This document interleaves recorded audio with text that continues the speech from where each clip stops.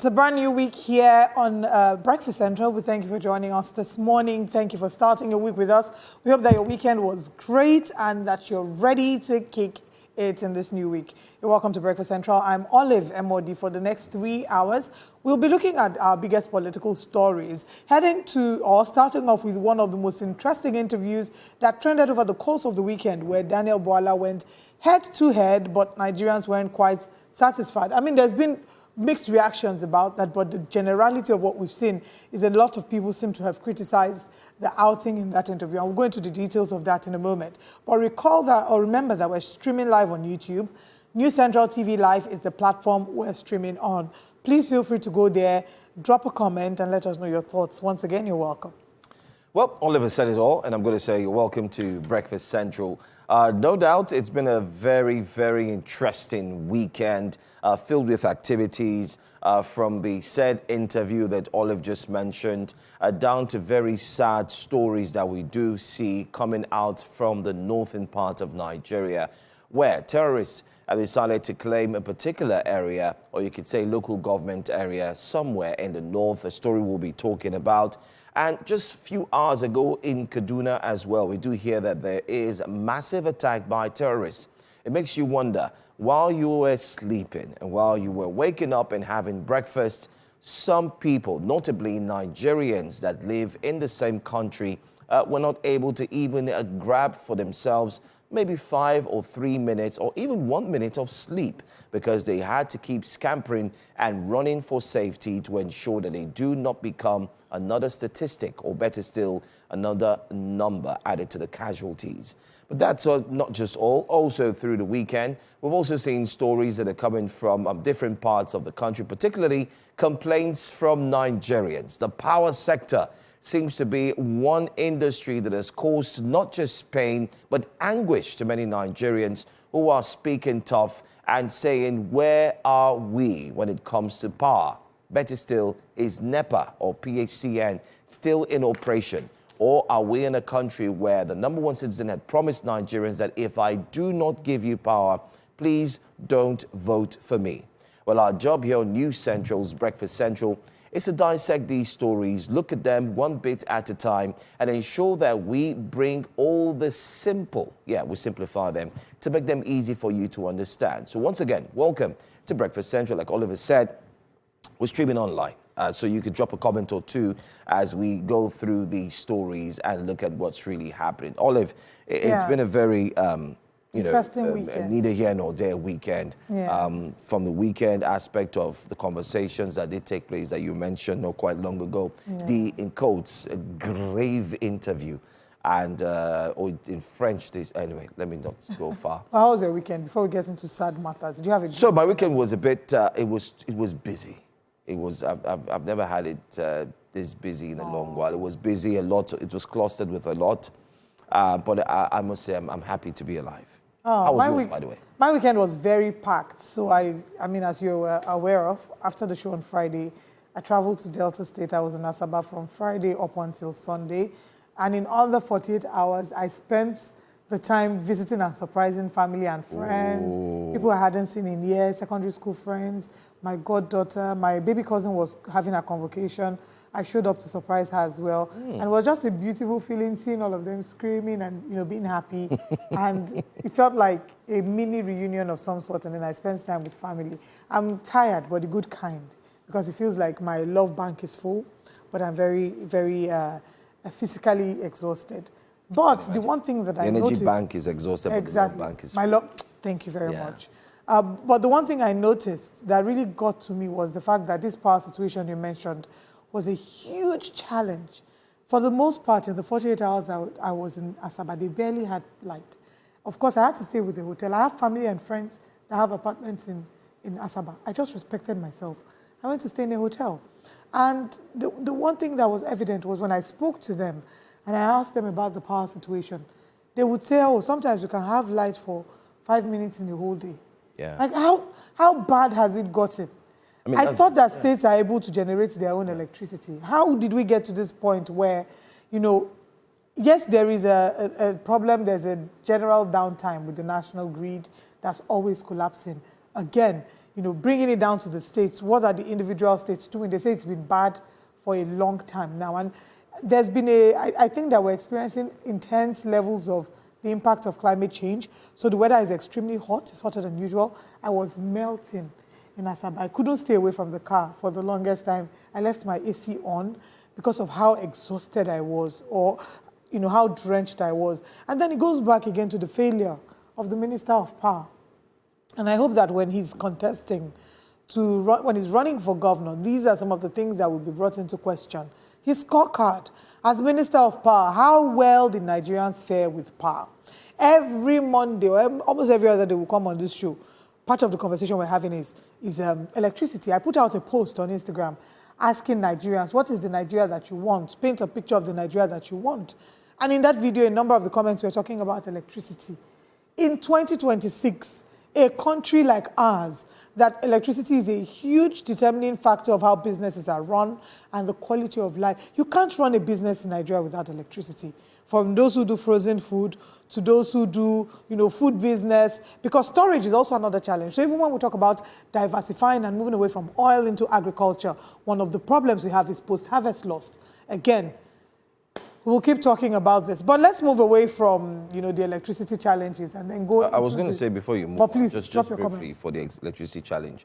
While you're complaining, on Friday, the president set up an 11-member committee, and he formed what was called the Grid Asset Management Company, GAMCO. On Friday, President Bwala-Mehdi Tinubu set up 11-member committee. It constitutes of his chief of staff, Honorable Gbajabiamila Mila, consists of the Minister of Power, Minister of the AG, Attorney General of the Federation, 11 people to look into the power, to solve the issue, to manage the assets. And everybody's saying there's a problem. There's similar companies like a duplicity. You're duplicating, and is that the solution? But then again, we'll discuss more on power this week, so I expect that we'll delve into that situation. And maybe we are the only ones complaining about this. Week. People should go on YouTube and tell us what the situation of power is like in the area. We're streaming live on News Central TV pathetic. Live. It's pathetic. But let's now come back to talk about one of the biggest stories about the course of the weekend that set the internet on fire.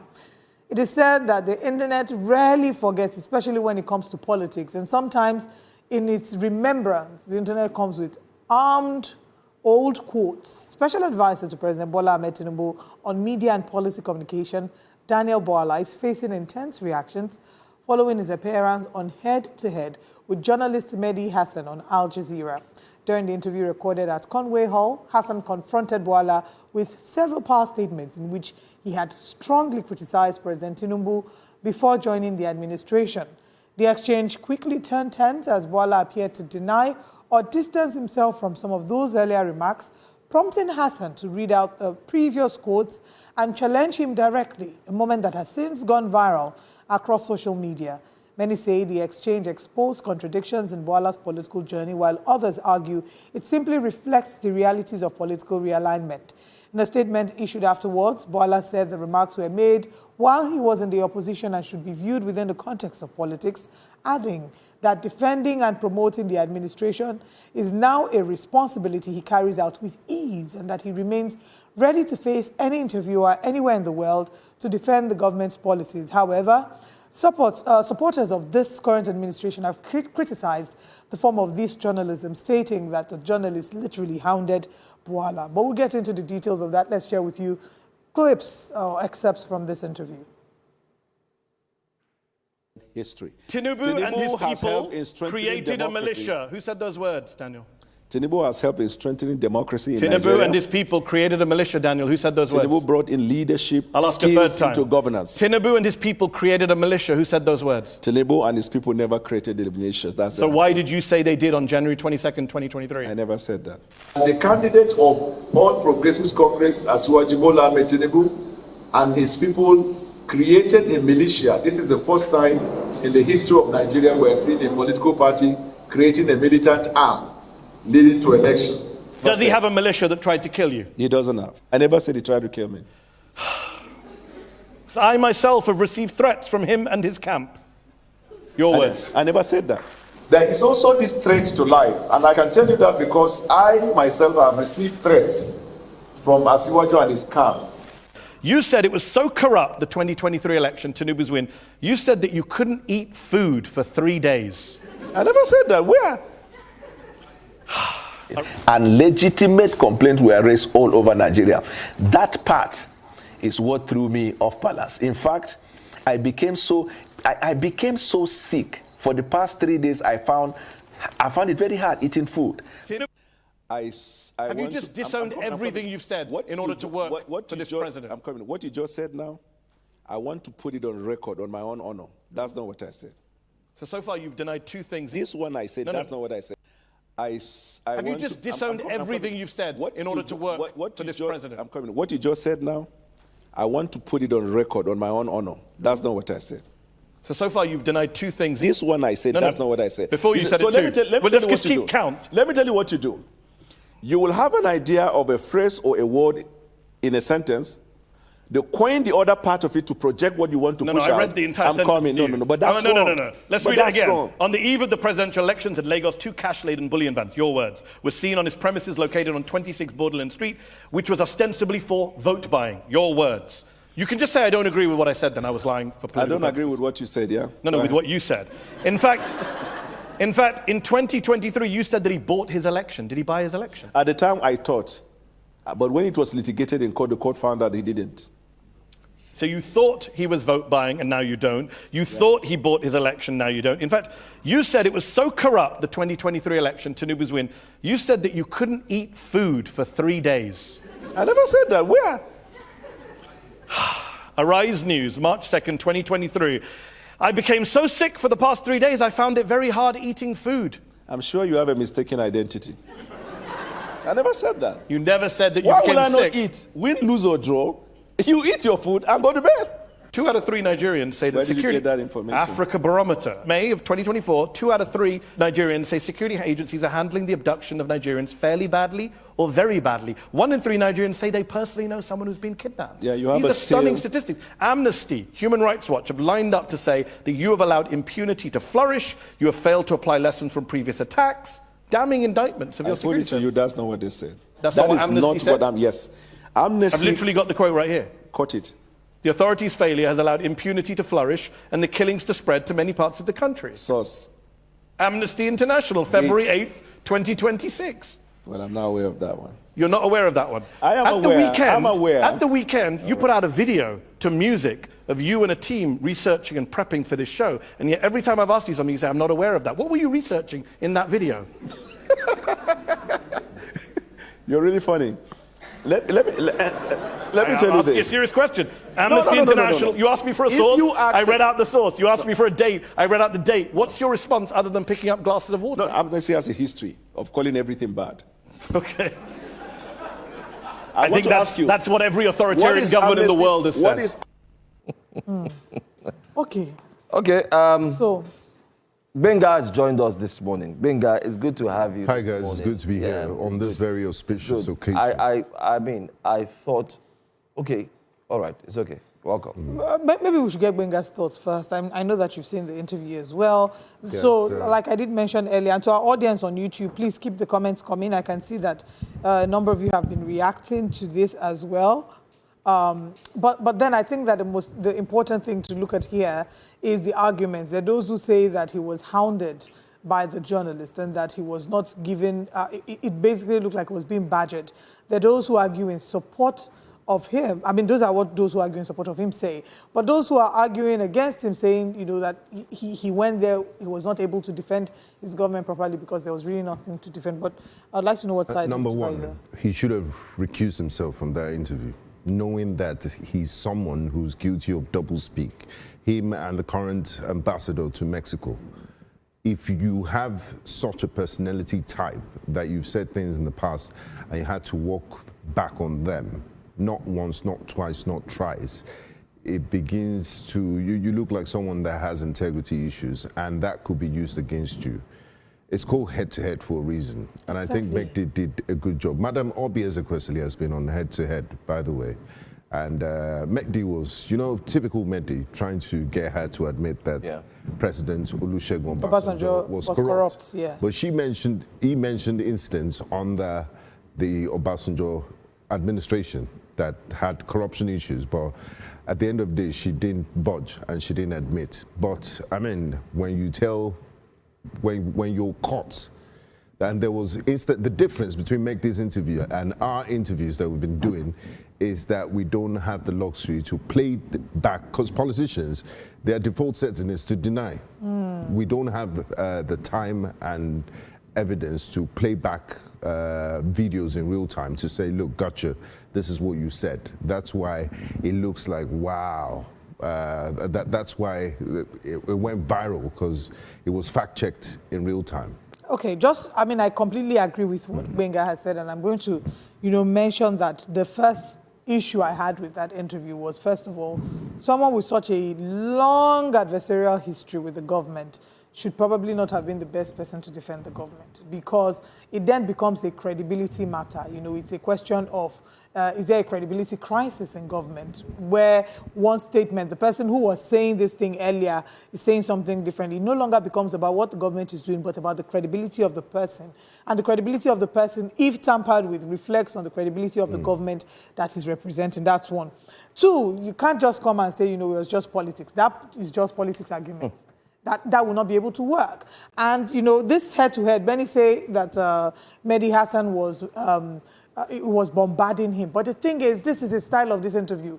It is not the typical quote-unquote journalism that we do, right? This is the style of this interview. It's like BBC hardcore. Exactly. Everybody knows how head-to-head is. There are other people. I saw the one with Vanessa Newman when they were talking about Venezuela. He said, Trump takes Venezuela, oil power, and regime change. There are a number of things he said that I would look like he's badgering her.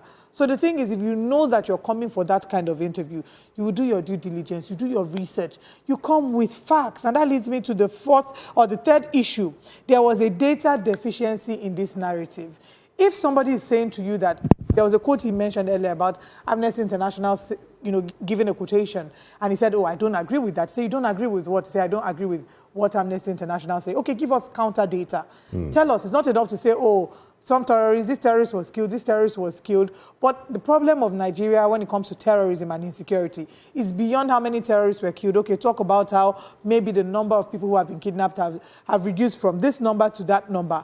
Again, I do not know if we have enough data, and if he had enough data. So it's, from what we've heard, it's either, one, maybe there wasn't enough data, he didn't prepare with enough data to counter him, or there really wasn't data at all because there was nothing to defend. Those are some of the conversations. But then again, this, I think the embarrassment, because this is not a local channel, it's global. It positions Nigeria, it puts us in the global light. You look at the views, as at my last check, it was over 800,000 in 2 days compared to the one in Venezuela that was like 100 and something thousand views. So what picture is it painting of Nigeria? What picture is it painting of our country? These are some of the issues that readily come to mind. But we'll take some reactions of Nigerians on X in a moment, and we'd like you to share your thoughts as well on YouTube, where we're streaming live via News Central TV Live. Joe? I can't help, but let's take the comments first, and maybe I would go last. I'm looking forward to hearing your... Demola Larinwaju spoke. Wow. He said mixed is accurate, saying Nigerians have one of these three reactions from the audience. Second-hand shame, disgust, or bemused. There was actually a photo that was attached to this. I wish we had the photo. Where they had asked him about... I remember what was being said. The question was about insecurity, and he said, oh, you have to put that in context. And then Mehdi asked him, so what's the context? He said, the context is that that's wrong. And then there was one man that did like this, and another person did like, there were three people. So they captured three people with three different facial reactions. That was the photo that was attached to that tweet. It was let's see more tweets very quickly. This one says, Digi says, he simply came to lie. Unfortunately for him, Mehdi was too much for him to handle. This will go down as the most embarrassing outing of a government spokesperson in Nigerian history. True. And Chukum Media, I can see that says, who told Bwala that we have moved on? In one of his comments where he said Nigerians have moved on. I don't understand. Well, this one says, the sad truth is that Nigeria and Nigerians have been collectively demarketed and disgraced internationally through this shameless outing. It simply portrays internationally that all Nigerians are dishonest to the extent that one can't even be held by his own words, even with video evidence. And Jolly says, if this interviewer knows that Bwala said, if you join APC, your brain stops working, he will not waste his time doing this interview. And another one says, he tags, goes on to tag, one more to go, invite Reno Mockery. And someone had put out on social media, said, invite Reno Mockery, and Reno blocked the person. Yes, just for suggesting. Just suggesting. That you're a great debater. You're a great debater now. Go there now. Bwala should be ashamed. What a monumental disgrace, Xavier says. And, another one says, the way he laughed at his own stupidity makes you wonder if this brain is even functioning. He denied every one of his own words. What a man. How can I trust a single word from his mouth? And all right, now let's get on. He did release a press statement. Yes. And I'm sure Bwala, please take us through the press statement. Daniel Bwala says his press statement starts with, in the last 24 hours, social media has exploded over my interview with Mehdi Hasan, albeit with varied options. Let me set the record straight. When I signed on to the privileged job granted to me by Mr. President, I was well aware of its implications. Selling ice cream, looking fine, and seeking the praises of men were never part of it. Some of the fiercest critics of my interview cannot even stand local TV anchors. We'll get to that soon. But the task of promoting and defending the president and his administration is what I do with ease and joy. I am prepared to appear before any interviewer anywhere in the world, any day, at any time, to defend this government and its policies. I have never and will never subscribe to ducking or dodging interviews on matters that concern promoting and defending the administration I was appointed to serve. It's the least of what is required of me. Head to Head contacted me requesting an interview, stating that they wanted to challenge our government on security, the economy, and corruption. Nowhere in our almost 6 months of communication did they mention that they were going to challenge my past.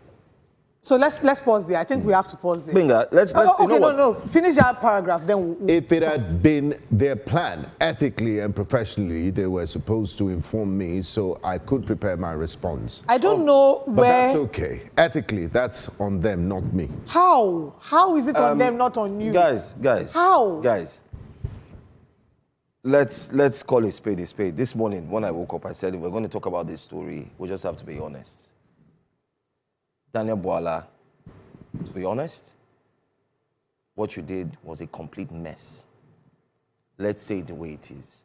And I think I always say it here on the show, Nigerians are Nigeria's problem. You were in a while back, you belong to a certain, there are videos where you said you are loyal to your master, in quotes, your Oga, who is the former vice president, and you give him 100%. We've not even released videos from News Central where he came and did interviews during the election period, pre-election. You said a whole lot. You were fierce, you were strong. How do you say that you are going, in short, let me first of all advise, please retract your press statement. It's okay for you to even say that. Please retract. Back then I had a different position and I agree that from the perspective of what I saw, that was the truth. However, my position has changed now because of A, B, and C. I'm going to read a comment that made me chuckle while you were talking. Okay. Michael Obieku said, they set exams for you and you still want them to give you a expo. I don't understand. Because that's what it is. If you're going for an interview, you know you're going head to head. I think another thing we need to do this morning is to educate a cross-section of Nigerians who are talking down on that interview and also on Mehdi that is wrong. And I'm going to mention one. He's been here on the show. He's a PDP member, but of course, he's now an APC member because he's tilting between both. I'm talking about Segun Shewumi. He put out a long explanation and said that journalists is wrong, that journalists do not need to do that you don't do that, you don't ask questions, that's an interrogation. Mr. Segun Shewumi, if you're watching this morning, you are wrong. You don't tell journalists how they do their jobs. And let's educate everybody in the way of enlightening people. There are different types of interviews. So when we go out for training and train people, we tell people there are different types of interviews. There's an interview that, in quotes, is an interrogation. I'll give you an example. There's a show called Hard Talk. BBC.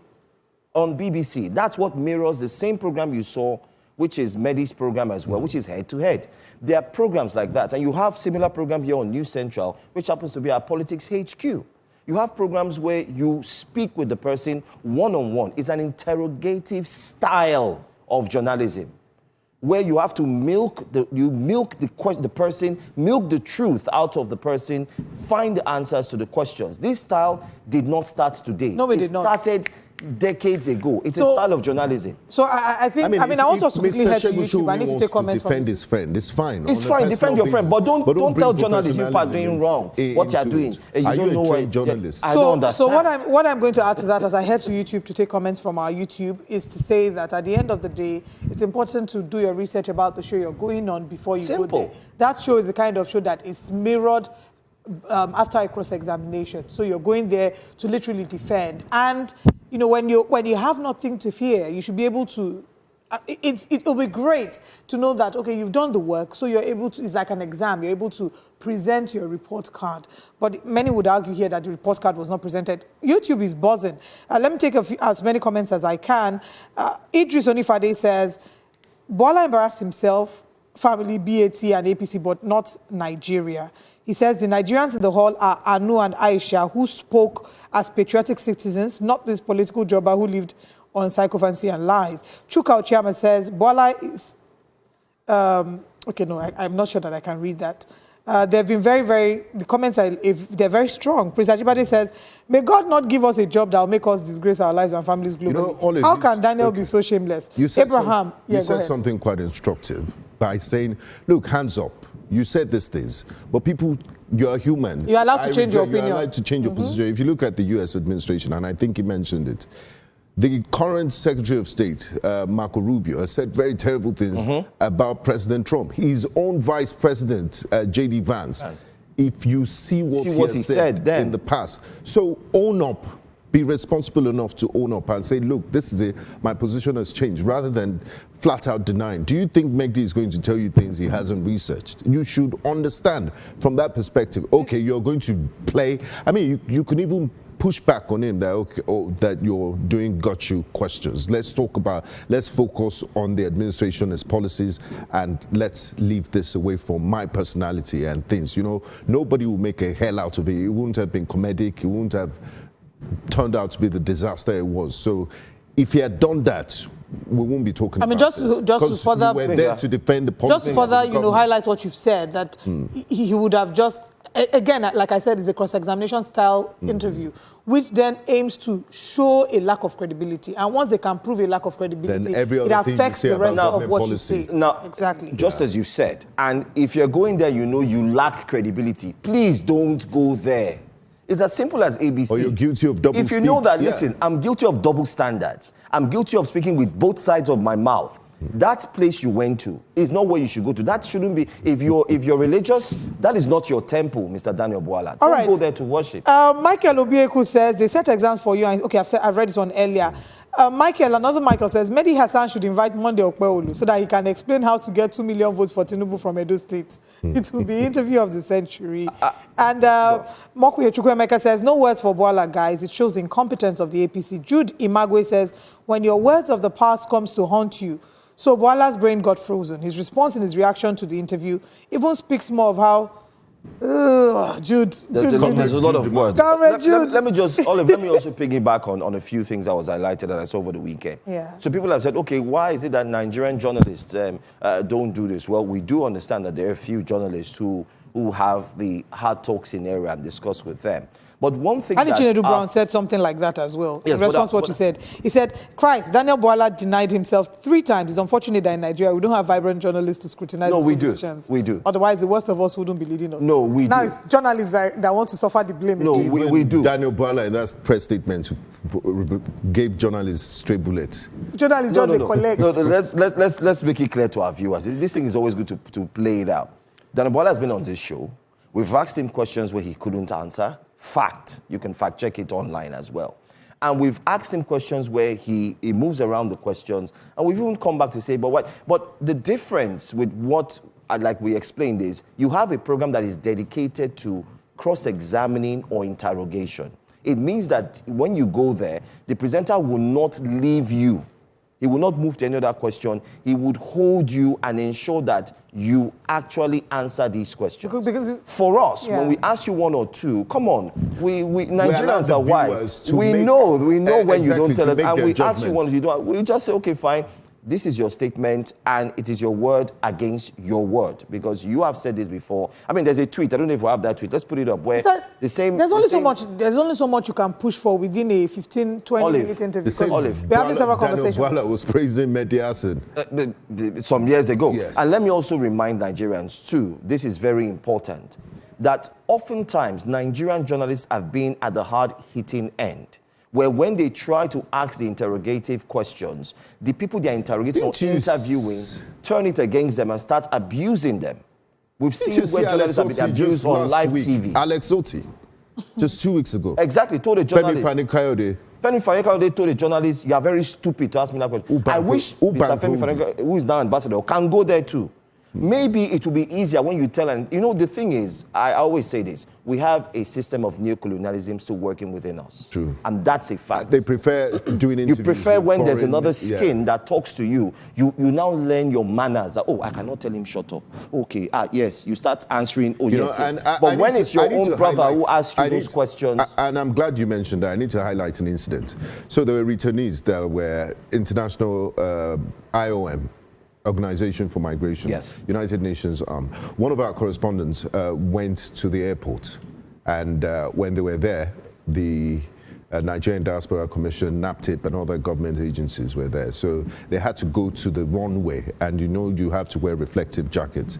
They handed the reflective jackets, Nigerian government officials. This would never happen anywhere in the world, to foreign journalists first, before they gave it to our correspondent and other local journalists. We're always putting others first before us. And when we go abroad, we're losing both ways, both at home and abroad. You think you go to the UK and then they will give foreign journalists... Benga, Olive, just to highlight before you go on. Yes. Okay. Just sorry to butt in. They bombed, the US forces bombed Sokoto. Who was the first person the minister spoke to? Foreign media. The first media the minister spoke to. I mean, just to wrap up on that, and security is a huge challenge that we don't know how to go about it. And the truth is, you can defend as much as you want. The Nigerian citizens have the scorecard. Last week, we had the APC national chairman on the show defending President Bwala-Mehdi Tinubu and talking about insecurity. And I remember asking him, I said, is it safe to say that President Bola Tinubu owes President Goodluck Jonathan maybe an apology? I did say to him that maybe he was too hasty in his analysis or his criticism of President Goodluck Jonathan, and his response was that no, because this current administration, you can see what they're doing to fight insecurity. I'm saying at the time, they were doing something. They were doing something too. You're complaining and saying that part of the things that fuel insecurity, they had to remove subsidy, there's a lot of corruption. I'm like, President Goodluck Jonathan tried to do that. He kicked against it at the time. And his answer to that was that then it wasn't APC. He was a member of another political party. Politicians will politic. Nigerians will continue to ask the hard questions. And we must do this and ensure that it's reflected at the polls. But keep your comments coming. We'll explore this further as we have a guest joining us to analyze this. Let's share with you our headlines and our top stories for today. This morning on Breakfast Central, Atiku's camp tackles Daniel Bwala's interview with Mehdi Hasan. Daniel Bwala, who still comes on the fire over defense after controversial interview. That will be a core conversation today. We'll also be looking at the legality of the Israeli-American war against Iran. I'll be examining that this morning. Achieving peace in the Northeast. Stakeholders advocate survivor-centered transitional justice framework. We'll be reviewing the newspaper front pages this morning, and at that point, we'll open the phone lines, but we'll keep the conversation going on YouTube. Please stay with us. In a strongly worded press release, members of the Atiku media team accused Bwala of attempting to rewrite political history and misleading Nigerians about his past positions on the administration of President Bola-Mehdi Tinubu. The statement claims that Bwala once sought their help to circulate allegations that his life was under threat from associates of the president, a request they say they deliberately declined because they believed it was politically motivated. The release also criticized Bwala's recent appearance on an international program hosted by journalist Mehdi Hasan, arguing that the interview exposed contradictions between Bwala's past criticism of the Tinubu administration and his current role defending it. Let's take a look. This is the first time in the history of Nigeria we've seen a political party creating a militant army. Tinubu never created a militia. Tinubu is one of the foremost politicians in Nigerian history. Tinubu and his has helped in people strengthening created democracy. a militia. Who said those words, Daniel? Tinubu has helped in strengthening democracy in Nigeria. Tinubu and his people created a militia, Daniel. Who said those Tinubu words? brought in leadership I'll ask a third skills time. into governance. Tinubu and his people created a militia. Who said those words? Tinubu and his people never created the militias. That's So the why answer. did you say they did on January 22nd, 2023? I never said that. The candidate of All Progressives Congress, Bwala-Mehdi Tinubu, and his people created a militia. This is the first time in the history of Nigeria we're seeing a political party creating a militant arm leading to election. Does he have a militia that tried to kill you? He doesn't have. I never said he tried to kill me.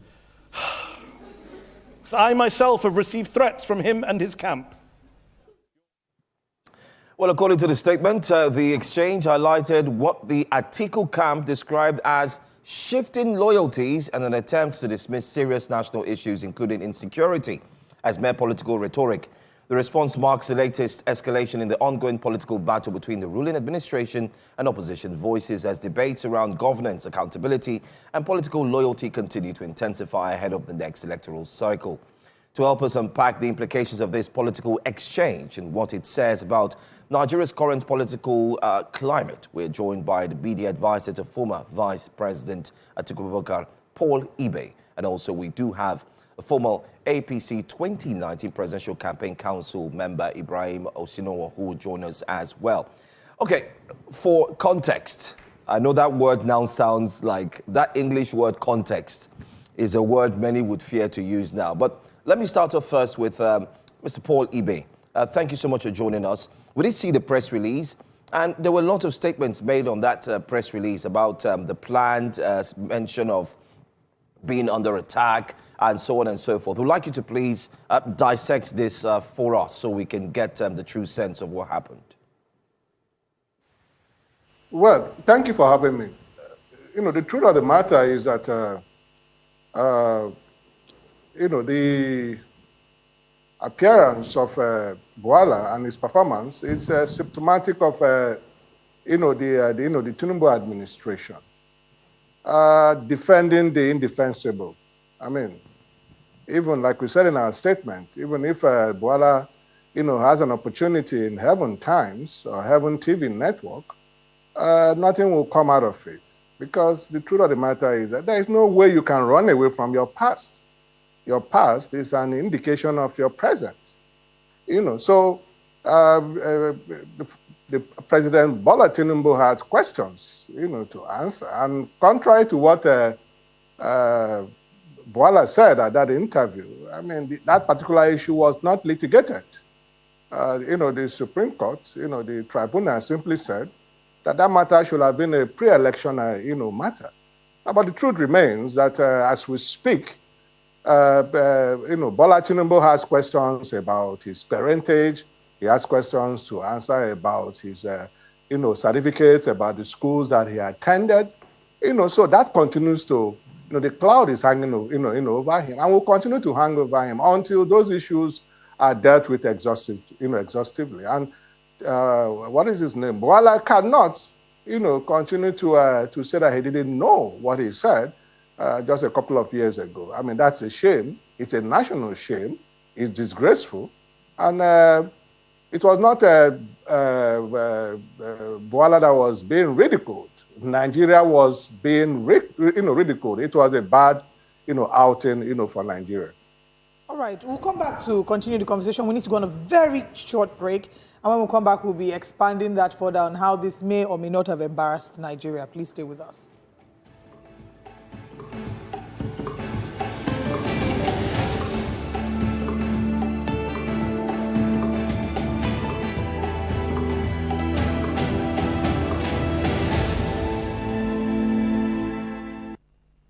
Welcome back to Breakfast Central. We're still looking at the reactions from the interview granted by Daniel Bwala when he went on head-to-head, and we're also joined this morning by the former APC 2019 Presidential Campaign Counsel, Ibrahim Oshinowo. Dr. Oshinowo, your party has come under fire. Just like Mr. Polibe did say, many have argued that he did not just embarrass himself, but that he's embarrassed Nigerians and reflected a deficiency in the All Progressives Congress because there really was nothing to defend. How do you respond to this? Good morning, our viewers, and good morning, guys in the studio. My sister, it's nice to see you again after a long time. We're happy to see you as well. Anyway, I will speak nationally. You know, I will not speak for Daniel, my younger brother. I won't speak for him.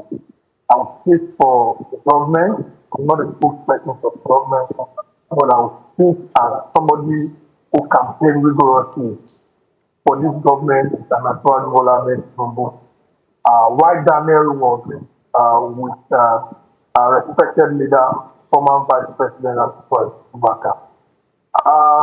Daniel, you are mentioning, you know, I'm not going to speak for him. I believe that character, everything.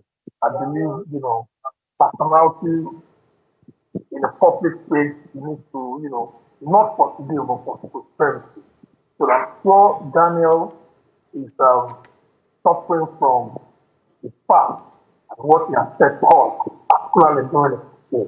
He was smiling, he was enjoying at the other side during the 2023 campaign.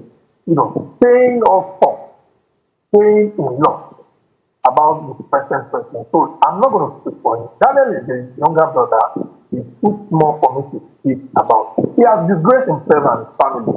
He doesn't disgrace his government and Bwala-Mehdi Hasan. So I believe he will answer to his father's name. You know, the interview is a very simple interview. Own up to your part. The man of honor, dignity, and respect. You know, I met him many years ago. Same Daniel Bwala, when he was battling Senator Alim Dume, and you know, said he wants to run for campaign. And I said, look, you just stepping into the post. You're not going to go to Senate. I realized that he was a councillor, a very strong and garrulous guy. So we decided to part ways. So when he shifted base to Atiku, particularly a lot of people in APC, in that 2023 campaign campaign, left APC because of all these characters, you know, running into the party after saying a lot about the president. Things they could not substantiate. And they will come back through the night and take appointments with the same government. So I want us to move further about what the APC has done. You know, Polibe, my dear friend and brother, said, Atuaju is suffering from this, is suffering from that. You know, I would like to remind Polibe that people, issues about his nationality is still in context. He was born in Jeddah in Cameroon. So those are the issues that will be mitigated at this, you know, at the forthcoming election as well. So if you are saying about Atuaju, those issues about certificates, about everything has been answered during the last, you know, Supreme Court and hearing. So those are the issues that I would like us to focus on. Not to focus on Daniel. Daniel is, you know, is just a young guy, you know, trying to, you know, hustle and make some money. I don't know, Dr. Oshinowo, know? We're still struggling with your audio. If you can help us maybe disconnect your AirPods so we can use the device audio directly. But I don't know if you say we should not focus on Daniel, because in this case, Daniel Bwala was not speaking for himself. He was speaking as a representative of the president, as a representative of the All Progressives Congress. Are you saying that the president made a flaw in judgment in choosing Daniel to represent him? No, of course, you and I will be doing the last election. You are here in this studio, and the gentle other guy is not there. You are here. We discussed, we campaigned to you, if you remember, in 2023. Yes, we are sir. here in the same studio. Now, let me tell you, Daniel is nowhere to be found. Daniel is in Atiku's house in Abuja, taking tea, eating bread, concocting lies against Bwala-Mehdi Tinubu, telling staunch lies against us, telling us that we are bootlickers. So he went there. Bayo Ononuga is the spokesperson of the president, of commander-in-chief of the armed forces.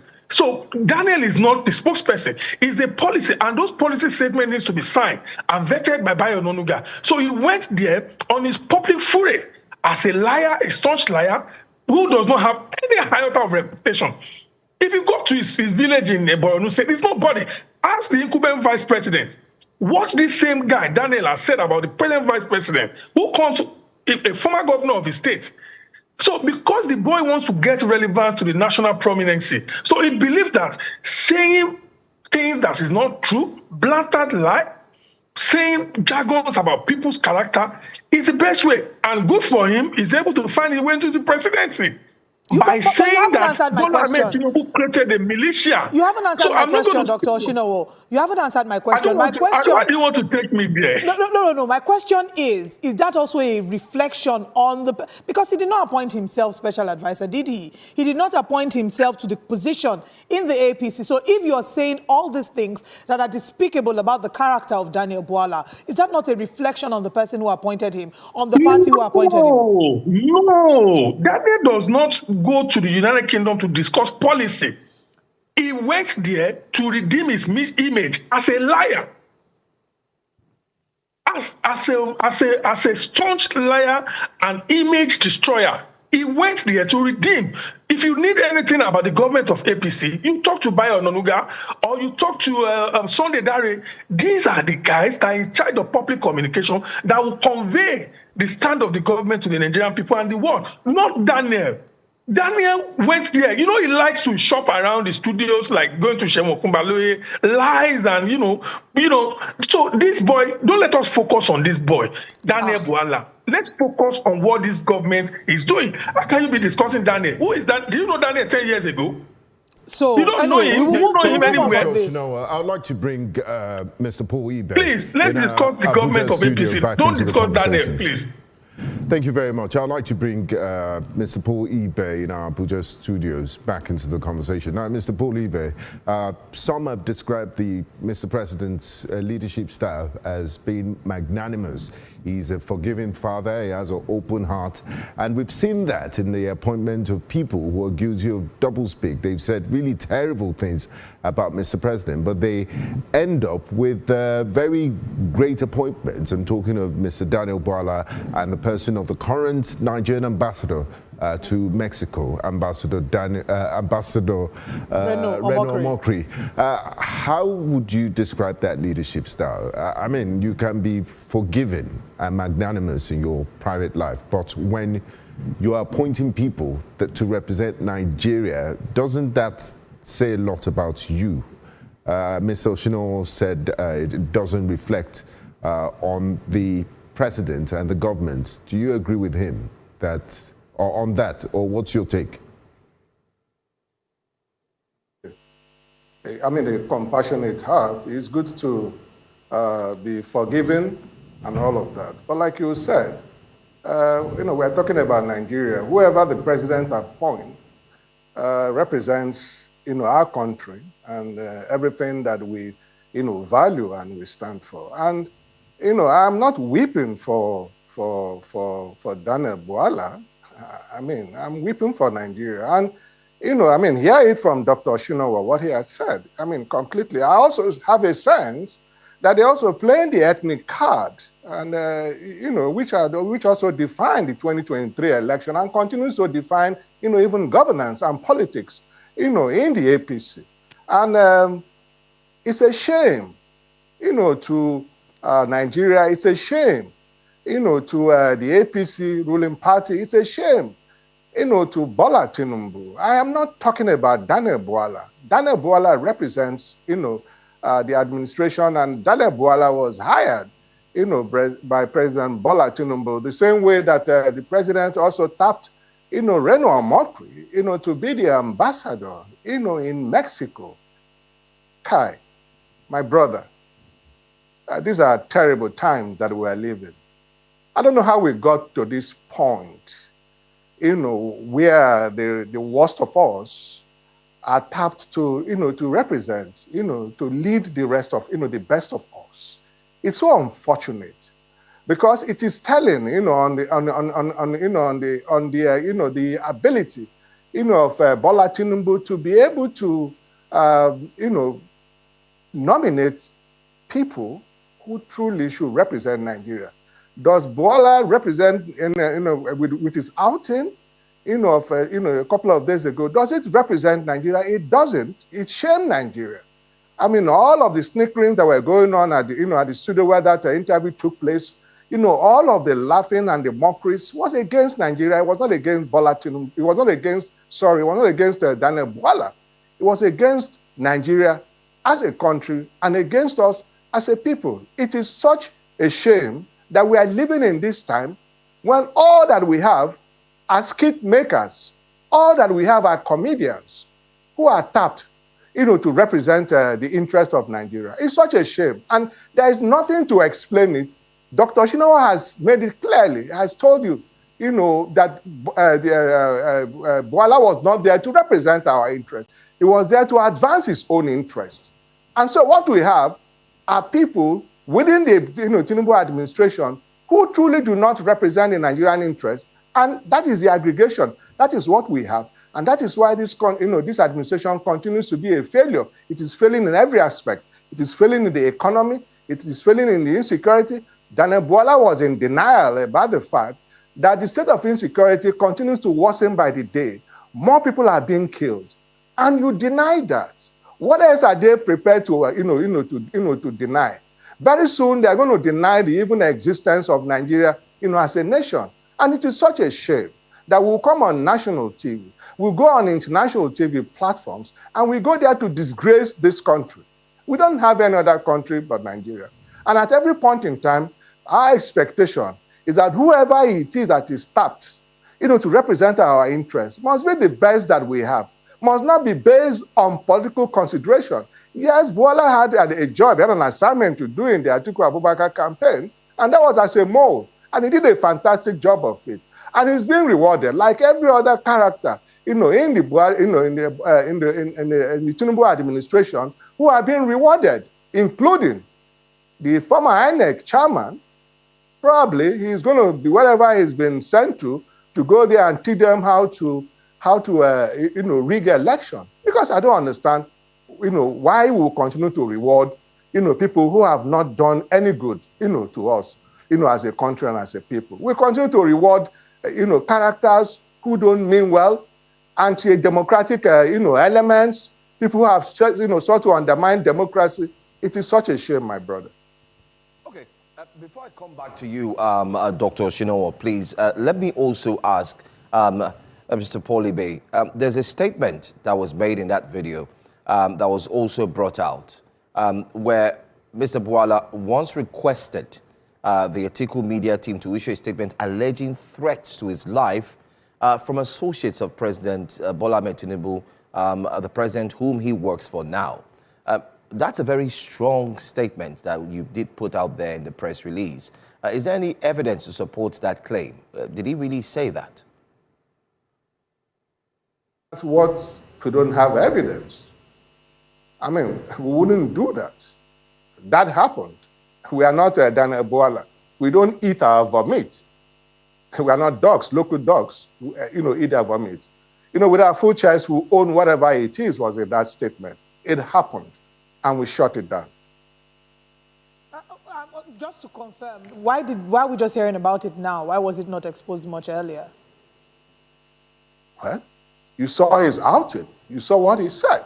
We wanted to validate. We wanted to confirm the fact that this is the kind of people around, this administration.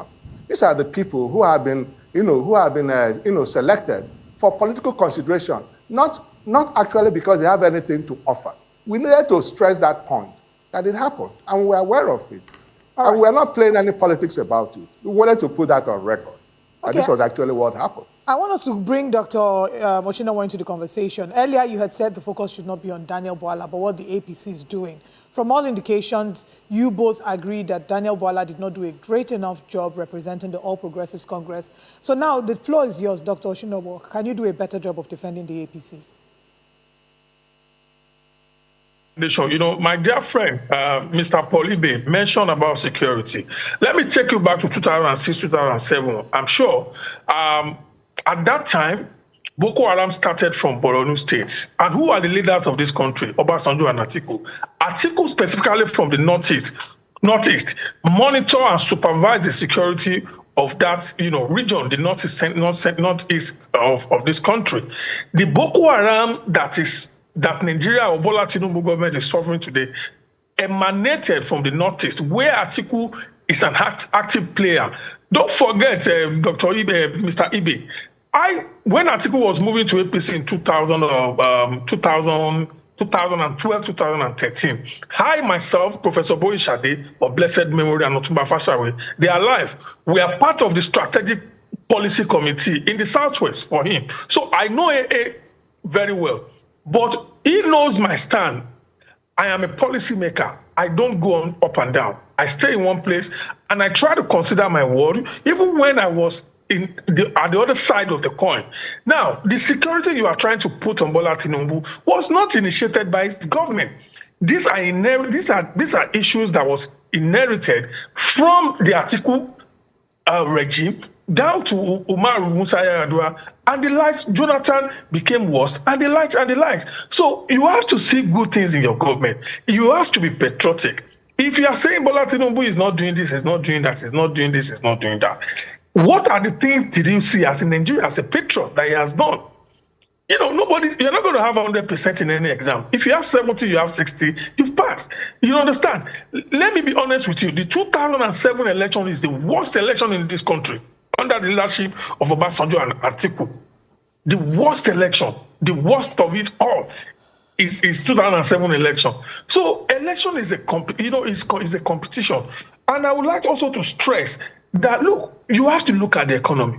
Today, what is the rate of dollar? What are we having now? Move to that side. What are the infrastructural projects this government has been doing? That's why I said we can't be discussing Daniel Bwala. Let me give you a very strong information. Atiku camp during the 2023 election, at the aim of bringing down Bola Tinubu, he was front load this Daniel Bwala with those lies by Atiku to go out there and, even the London, Reno Mokore, the London shenanigans that campaign and, protest he was doing at that time was funded by Atiku camp. Was funded by the same Atiku camp. That's why it's going to be sad for me to discuss Daniel Bwala, who just popped up from nowhere. Sorry, please. He has So Atiku camp needs to go back. I want to respond to what you said, Dr. Oshinowo, and just to come back to the conversation, saying we're not looking at blame games. The question I asked you was, if you can defend the APC, you talked about insecurity and say it did not start with President Bola Tinubu. I'm going to reference January 2023, where President Bwala-Mehdi Hasan had said when he was addressing party supporters during the APC presidential campaign rally held at the Malam Aminu Kano Triangle, Dotse Jigawa State. He talked about voting out the jackals and hyenas in the PDP administration in 2015 and said it would be disastrous to give them another opportunity back to power again. He said, and I quote, "You did the courageous job of chasing away the locusts 8 years ago. Do not trust their deceptive promises. Do not let them back into power. Like locusts, they will devour everything." He said, "Instead, vote for the people that have a track record of delivering prosperity to the people. We did it in Lagos and Borno, and with your help again, we'll do it in Nigeria. Vote for the people with vision, capacity, competence, and integrity to do what is right." He also talked about consolidating infrastructural revolution, and he talked about sweeping away insecurity. He said he will sweep away insecurity, terrorism, bandits, and hardship away. From your perspective, has he been able to deliver on that promise? Because President Bola Tinubu was well aware of the challenges that Nigeria had. Like you said, he did not invent it. He inherited it. So he was aware. And he said Nigerians should not pity him. So this excuse that you've given about him not having been the one to invent these troubles, Nigerians would argue that that's not an excuse enough. Fresh your memory that Bola Tinubu is just 2.5 years in office. I want you to realize that. It's just he's just spending 2.5 years in office. But he's mounting the leadership of this country. So if you look at the security architecture of this country, it's just trying to re-strategize. All this banditry coming from Lakawas, coming from Cameroon, from Niger, and the rest of it. These are security issues that are inherited from us. Now, if you look at the economy, you don't have to take the governance, sectionally. You have to look at it comprehensively. Now, if you look at the economy, if you look at the agriculture, now people are not being killed in droves. I'm not denying the fact that there are major issues that the government needs to work on in terms of security. Security is not about me. It's about Mr. Ibe, it's about you, it's about me, it's about family. He needs to do more in terms of security. He needs to look inward. What are the root causes? And these are the reasons why alliances are being formed with Turkey or with United States and the rest of it. So I'm not denying those things because I'm part of that campaign. Bola Tinubu mentioned all those things. But those things, are they actuable within the time frame? No. It needs more time to do all these things segmentally. We are trying to reframe and reshape the economy. We are trying to go into infrastructure that has been on massive decay across the country. Look at what it's doing in terms of infrastructure and the rest of it. So government is not about I'm not going to speak as opposition. I understand my brother. He's trying to come into government. He doesn't need to say any good things about what Bola Tinubu is doing, but he needs to be patriotic as well as a Nigerian and look at how can we reshape this country. This government is a policy government. Is trying to embark on a strategic policy. Okay. And if you're a policy government, you have a lot of enemy. Thank you very much, Dr. Oshino. Because of time, so these are the issues that we need to look, holistically. Thank you very much, Dr. Oshino. Mr. Paul Ibe, does it matter under whose administration insecurity started? Because when President Bwala-Mehdi Tinubu was in opposition, he didn't let former President Goodluck Jonathan have any day of rest with regards to insecurity. He said, if the kitchen is too hot, please leave the kitchen. Does it matter if he's commander-in-chief of the armed forces, and the primary responsibility of every government is to defend the lives of Nigerians? And from what we've seen in the last few years, it appears this government has failed woefully on that. But according to Dr. Oshinowo, he didn't start, he inherited the security problems. Is he's been in office for just 2.5 years. Is it a valid enough reason to cut Mr. President some slack? Oh, but for information, President Bola Tinubu is his administration is 2 years, 10 months. It's not 2.5 years. By May, it will be 3 years.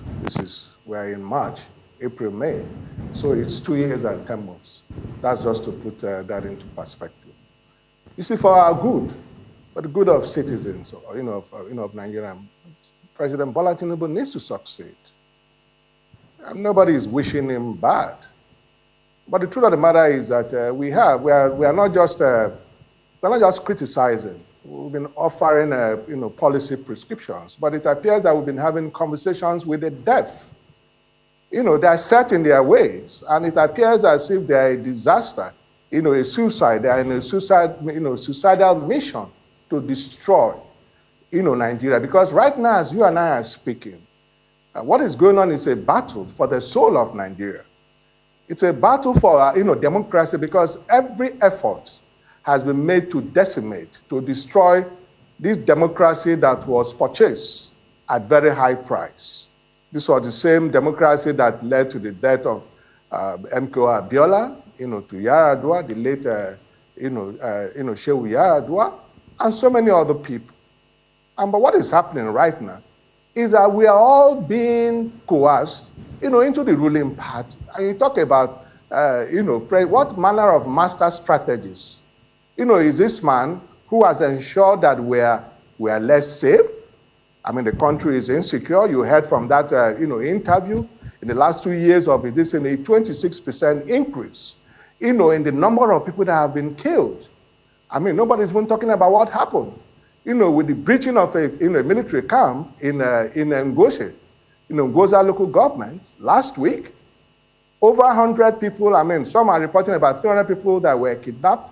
Several soldiers were killed and have been quietly buried. The scene was gory. What are you talking about? This president inherited the assets and liabilities. He has a responsibility. Don't be telling me about history, about how Boko Haram started. We know that too well. It started in 2002. And by the way, it did not, get into the form that it is today during the Obasanjo Atiku administration. No, sir, it did not. But what has happened is that Bola Tinubu administration has worsened the situation. He has shown ineptitude and incapacity to deal with the security challenges, to deal with the economic challenges that we face. I mean, why is crying over spilt milk? It's about time that a man folds his sleeves and gets to doing the work that he's signed for, and not to have his eyes on 2027 and doing things that are worsening the situation that he has met on, on ground. That's not his job as a commander-in-chief. His job is to protect you and I, is to protect our lives and our properties, is to improve our, the welfare of Nigerians. And that is not happening under the watch of, Bwala-Mehdi Hasan. Stop blaming other people, for your incompetence, for your cluelessness. Dig deep and be innovative about, resolving some of the problems, that are facing us as a nation, as a people. Don't be, don't be all over the place, blaming other people but Bola Tinubu. Bola Tinubu is the commander-in-chief. He's the president of Nigeria. Yeah. And if there's anybody to be blamed, it's not him. Instead of distorting history, going back to 2002 and talking about Atiku Abubakar, by the way, is not the president. Yes, he hopes to replace Bola Tinubu and do a better job of the nonsense that Bola Tinubu is currently doing. All right, Mr. Paul Ibe, Dr. Oshinowo, thank you for joining us. This conversation is far from over, but we have to wrap up this segment now. As we have another guest we'll continue the conversation with. Well, thank you very much, gentlemen. Yeah, I just want to ask Dr. Oshinowo to please avail us of your time. Dr. Oshinowo, if you can hear us, we'd like to invite you again later on this week. I need to make my own submission, please. If you can, I need to quickly 30 seconds. 30 seconds. Please go ahead. Okay, please, let me correct Polibe. Please. You know what? You have to, if there is no history, if there is no past, there will not be history. Atiku Abubakar contributed to the insecurity of this country that we are witnessing. He engulfed, fraudulently spent $15 billion on power, funding, allegedly funding Boko Haram militia group, highlighted by Daniel, the dog of Atiku in APC. So Atiku is getting most of the information in Bola Tinubu government through Daniel Bwala and co. So we are Dr. that you guys sent Daniel Bwala to APC to get information. He's an informant. So you need to discuss how Atiku has plunged this country into where we are today. He spent $15 billion, squandered it, funding militia groups, echoed by Bwala. Dr. Oshinowo, our next guest is we have to wrap up. Our next guest is here. Thank you so much, gentlemen. Thank you so much, gentlemen. We'll revisit this conversation again with you, but we need to wrap up the conversation now. Thank you so much for joining us this morning on Breakfast Central. Let's quickly share with you what's coming up next this morning on the show. We'll still be looking at the Daniel Bwala conversation as he's still under fire over defense after controversial interview. We'll be examining the legality of the Israeli-American war against Iran and livestock reform. Stakeholders seek more efforts to boost productivity. Please stay with us.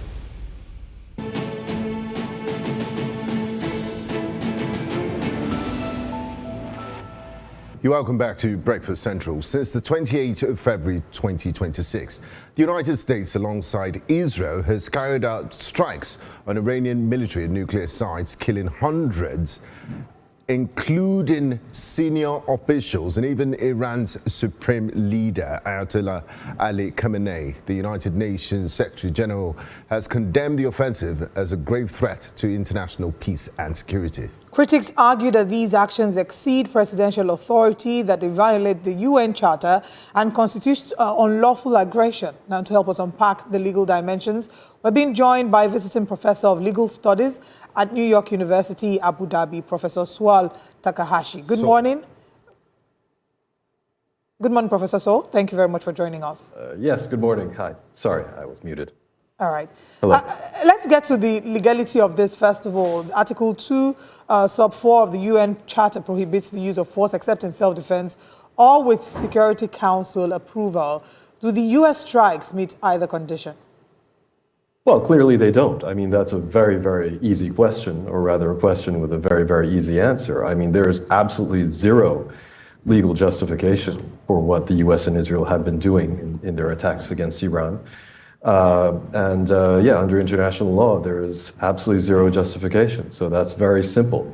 The UN Charter basically prohibits the use of force, or it should be noted, the threat of the use of force. These are prohibited unless there is an express Security Council authorization, or there is also an exception in cases of self-defense. But when it comes to this self-defense, I mean, there are a number of different things that have to be fulfilled, that have to be met. And for sure, the U.S. or neither the U.S. nor Israel has fulfilled those criteria. So, there's absolutely no question that this is completely an imperialist war, which is being waged without any kind of legal justification whatsoever. Okay, all right. But is preventive self-defense, like we see in this case, that is, I mean, striking before an attack occurs, is it legally recognized or is it unlawful aggression?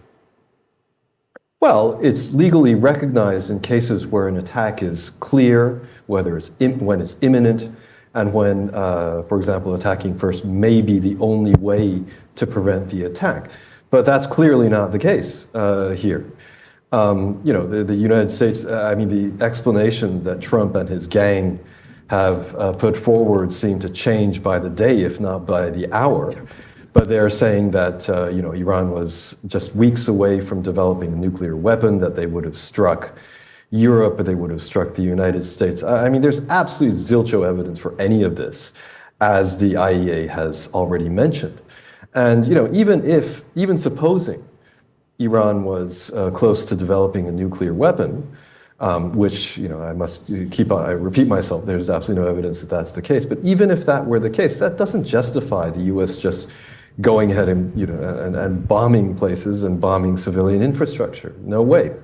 So those criteria are nowhere met in what the U.S. and Israel have been doing.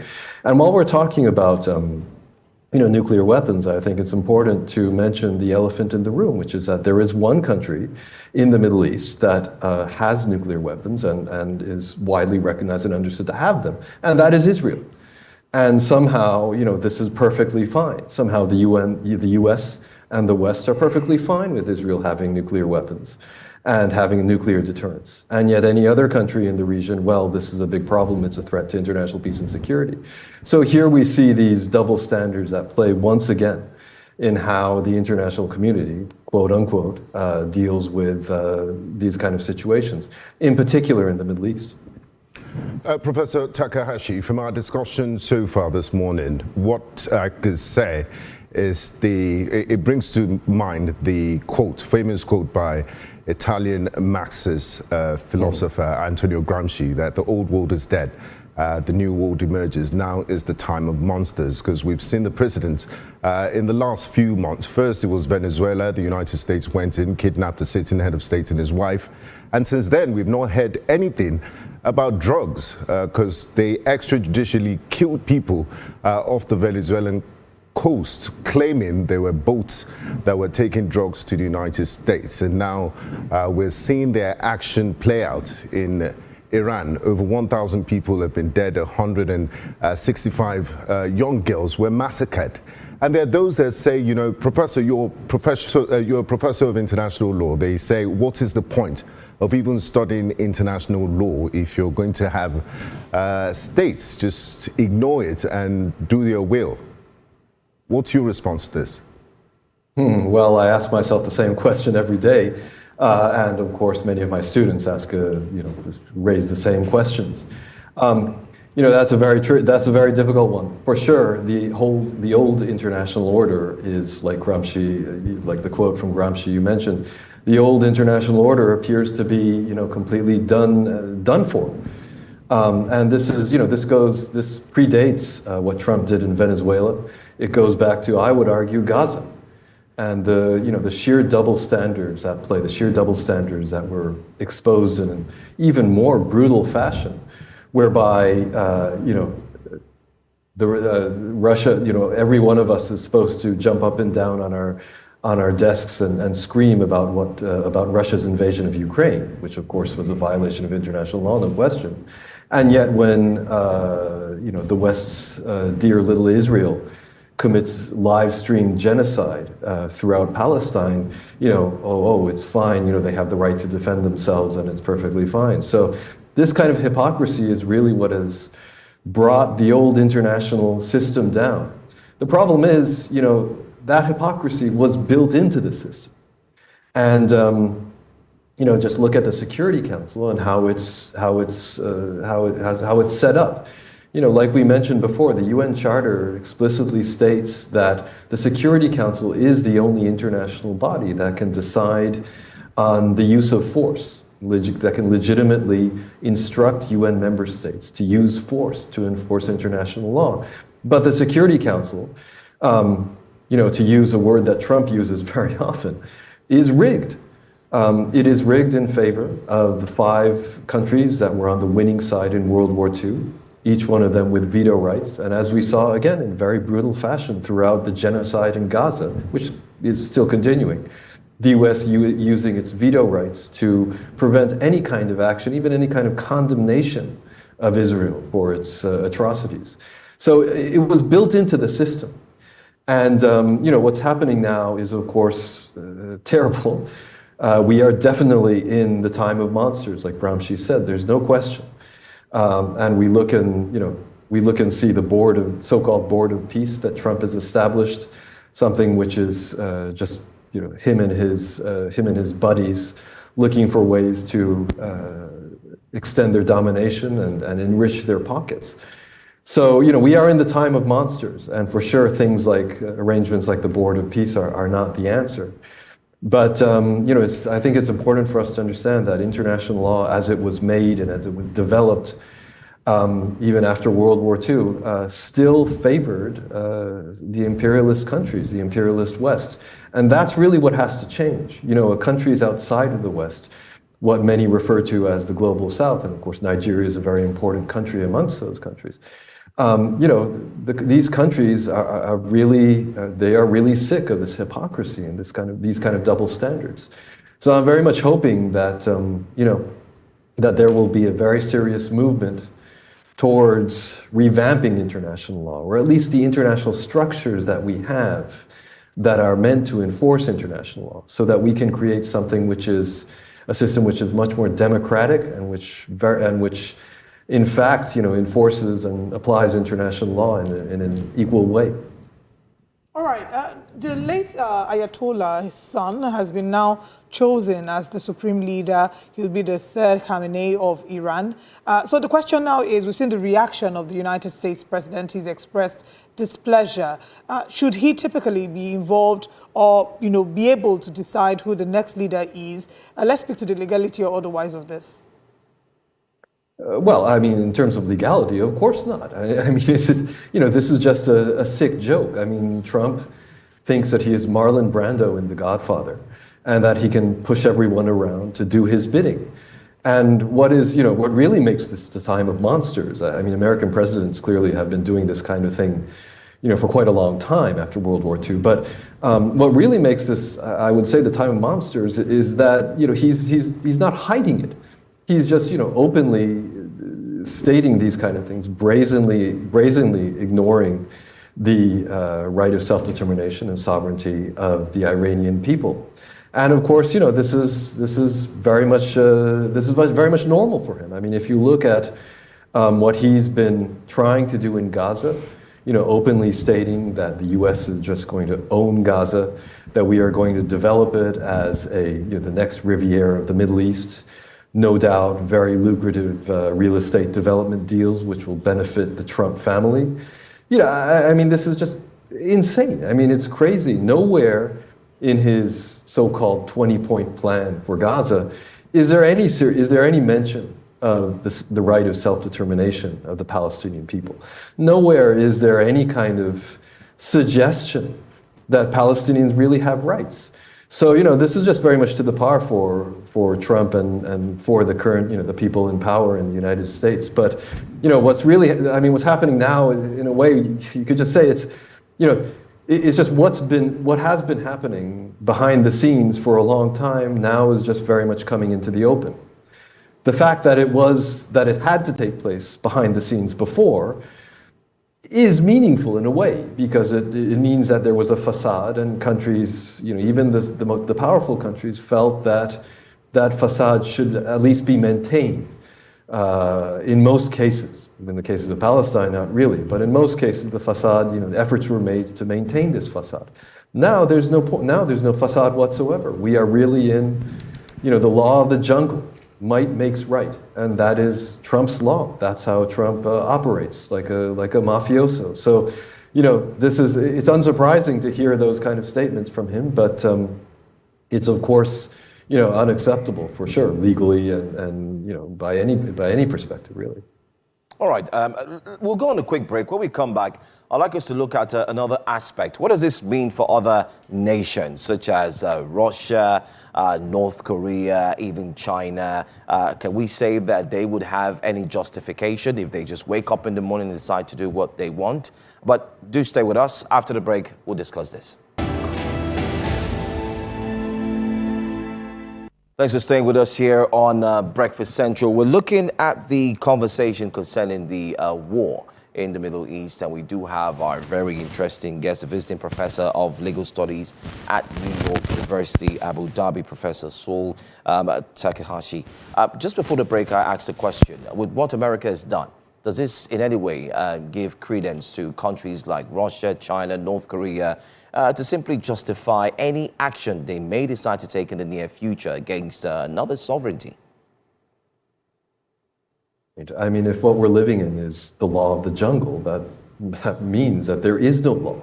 There is nothing protecting the sovereignty or rights of any country, really. And the strong can do what they want, and the weak have no choice except to be subjugated by the strong. That's what the law of the jungle means. And that's precisely where we are now. Now, Donald Trump and his ilk in the United States think that that's just hunky-dory, because they have the strongest military in the world. They can do whatever they want. They can impose their will on anybody else. So the law of the jungle suits them just fine, they think. But they are going to have a very rude awakening very soon, I believe, because it's not going to go that way. I mean, it's a sad realization of what we've come to. But finally, before we wrap up this conversation, Professor Takahashi, for the sake of our viewers, what are the rules of engagement? Because we have over 1,000 dead Iranians, mostly civilians.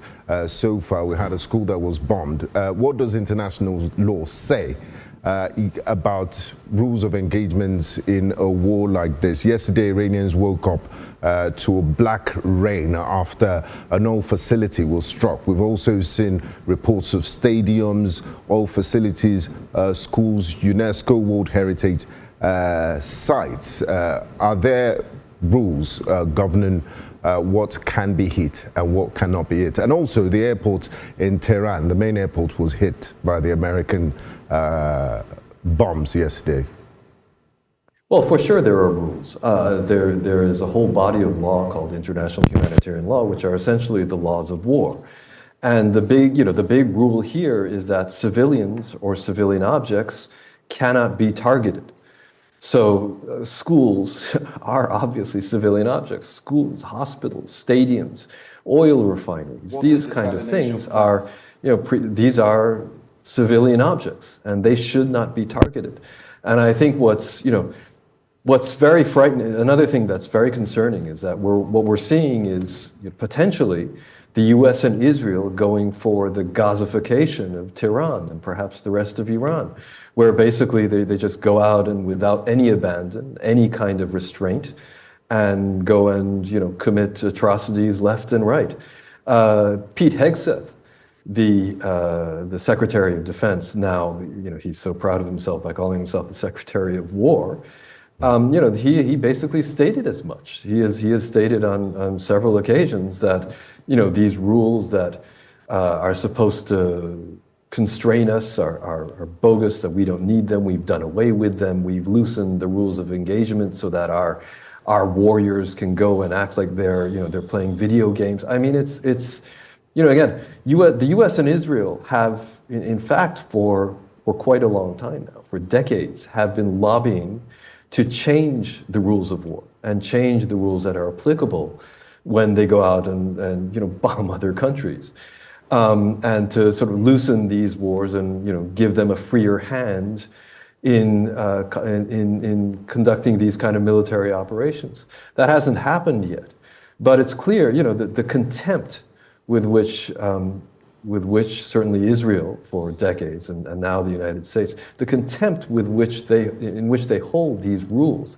any kind of rules, any kind of international norms, is very, very clear, and we can see that from the bombing of the girls' school in Tehran and from the bombing of all these civilian facilities. It's just another nail in the coffin, I fear, of the international order as we know it. Thank you so much, Dr. Saul Takahashi, for joining us and explaining deeply the international laws governing this particular situation that the world is actually witnessing. Thanks for your time and thanks for sharing. Thank you. Thank you. Away from that, let's piggyback, or better still, let's come back to one of the biggest stories making the headlines this morning. President Bwala-Mehdi Tinubu's Special Advisor on Media and Policy Communication, Mr. Daniel Bwala, is still in the news. Now, of course, the criticisms haven't stopped coming concerning what many have tagged the most embarrassing interview to be on television ever. While critics have argued that when it comes to Nigeria, the political representatives do not allow the Nigerian journalists to dig deeper. Rather, they become antagonists, or rather they become heated up in annoyance or argument. But when it comes to the international scene, they cower and listen carefully like they never did anything. Nigerians have said that he struggled under fact-checking, he dodged key questions and parodied half-truths. The backlash has been swift, with many wondering if this reflects a deeper problem in how the Tinubu administration communicates with the world. Joining us for this discussion to react to this development is public speaking and communication coach Joyce Daniels. Good morning. Thank you very much for joining us. Thank you so much for having me. Good morning. What we've seen is a mixed reaction by Nigerians to how this interview was conducted. Those in support of the current administration believe that the journalists badgered Daniel Bwala. Others, who are strong critics of the administration, argue that the show was structured in that format and he was well aware of what he was getting into, and that what he showed was a lack of preparedness on his part, or maybe because there was nothing really to defend. What side of the argument do you tilt towards? I totally agree with the Nigerian people who say it was head-to-head. It wasn't a food show. It wasn't a cooking show. It was head-to-head with Medir. So Medir will bash you, and you'll be ready. Come ready with your facts and your details. But the biggest problem is it is difficult to defend a faulty product. That, I think, is one of the biggest challenges. If he wasn't coming ready to say, yes, we agree, and these are the matters at hand, then he was just going to tell lies and embarrass himself like he did, unfortunately. There is also the argument that maybe there is still an honest streak within Daniel, and that's why he was unable to outrightly lie about a few things. But then I was like, what do you mean by outrightly lie? There were so many lies, and by the next day, it was all over the place. I will agree with Professor Saul, who just spoke before me, with I'll take a part of his phrase where he said, sometimes there's a lot of bullying. So it's like the administration feels, we can get away with whatever it is we want to do. And I think, in my opinion, that's part of what we experienced with Daniel at head-to-head. Okay, as a, public communications expert and one who helps others to develop this skill, what skill do you think was lacking, especially from one who represents the number one citizen, President Bwala-Mehdi Tinubu, or you could say the most populous nation in Africa, populous black nation in Africa? What are the do's and don'ts that Mr. Bwala forgot to carry in his knapsack? Or better still, the do's and don'ts he forgot during that preparation video where they were prepping for this entire interview? Did they miss out on something? They missed out on truth. It is always premised on truth. You start with truth and conviction So they missed out on finding the truth so that whether the truth favors the government or not, then they could say, yes, this is the truth. Not that Amnesty International lied, this other people lied, those ones were drunken. No, truth first. Number two would be, of course, fact-checking, which I'm not sure they didn't check. I just believe they felt they would get away with it. That's what, for me, is a bigger challenge, because Daniel, based on precedence, is a good communicator. He's one who tends to speak from a place of knowing. So I don't really think it was the intellectual research that was missing. It was the truth that was missing, that was based on conviction. And the numbers, the facts, the details were not favorable to the administration that he represents. That, in my opinion, was the biggest challenge. Now, Joyce, Mr. Daniel Bwala, in the wake of all of this, released a personal statement addressing the fallout of his interview. He said the Al Jazeera head-to-head team reached out. They said they were going to discuss the economy, policies and security, but they made the interview about him, and he didn't know they were going to ask personal questions. What's your response to that? Is that a valid argument? If he had watched even just 2 episodes of Head to Head, he would know that it's about the person on the seat, not just about the topic. Yes, you're defending the topic, but Medir would ask you questions about you and your stand. That is his format. So that is a faulty defense, once again showing that he wasn't prepared. All right. Or then they're still lacking truth. Yes, earlier we had 2 guests, Mr. Paul Ibe and Dr. Oshinowo, to speak on the subject matter of this interview. And in defense of this administration, as well as in criticism of Daniel Bwala, Dr. Oshinowo spoke so passionately about the fact that he does not believe that Daniel Bwala represents President Bwala-Mehdi Tinubu, and that if we want to hear from the president, we should listen to Bayo Onanuga instead. So from your perspective as a professional, if he's there on that platform, they argue that he's there to redeem his image because he was a strong critic of the current administration in the past years, and that he was there on his own to, redeem his image. Do you agree with that? I do not agree with that. That's throwing out the baby with the bathwater. In fact, that's throwing him under the bus. He bears a title. He represents the God. I mean, that's a mess to say. And whoever said that is just falling into the same trap that Daniel did, saying he doesn't. Shut it down. He represents the president. He speaks on his behalf, and this is not the first time. End of story. I will allude to a comment I saw on X I think it was on Daniel's post, where somebody said, oh, maybe this was the administration's way of getting back at you for all the nonsense you had said before. So now go, shoo, go and show yourself and be embarrassed. No. On a lighter note. Well, we'll go on a quick break. Like you said, he's a special advisor to President Bwala-Mehdi Tinubu on media and policy communication. So the question is, if you say he wasn't there representing the president, then who appointed him special advisor? We'll go on a break. Very good. When we come back from this break, we'll be expanding further on the conversation. Please stay with us. Welcome back. Thanks for staying with us here on Breakfast Central. We're looking at the controversial interview that has put not just the current ruling party on the spotlight, but of course has continued to put Nigerians on the spotlight and gotten us to start reacting and talking. Our guest is actually a public speaker and also communications expert. Joyce Daniels joins us. So before the break, you had talked about ignorance not being a reason for you not to be ready to face a head-to-head interview. But I also want to ask, whether you track back or not, Daniel Bwala was a former member of the People's Democratic Party. And whether you like it or not, he was a spokesperson for former Vice President Atiku Abubakar. And he spoke a lot, he said a lot. But what do people need to learn about saying things at a particular time and getting it stored on social media as a public speaker, and in the future wanting to change it again?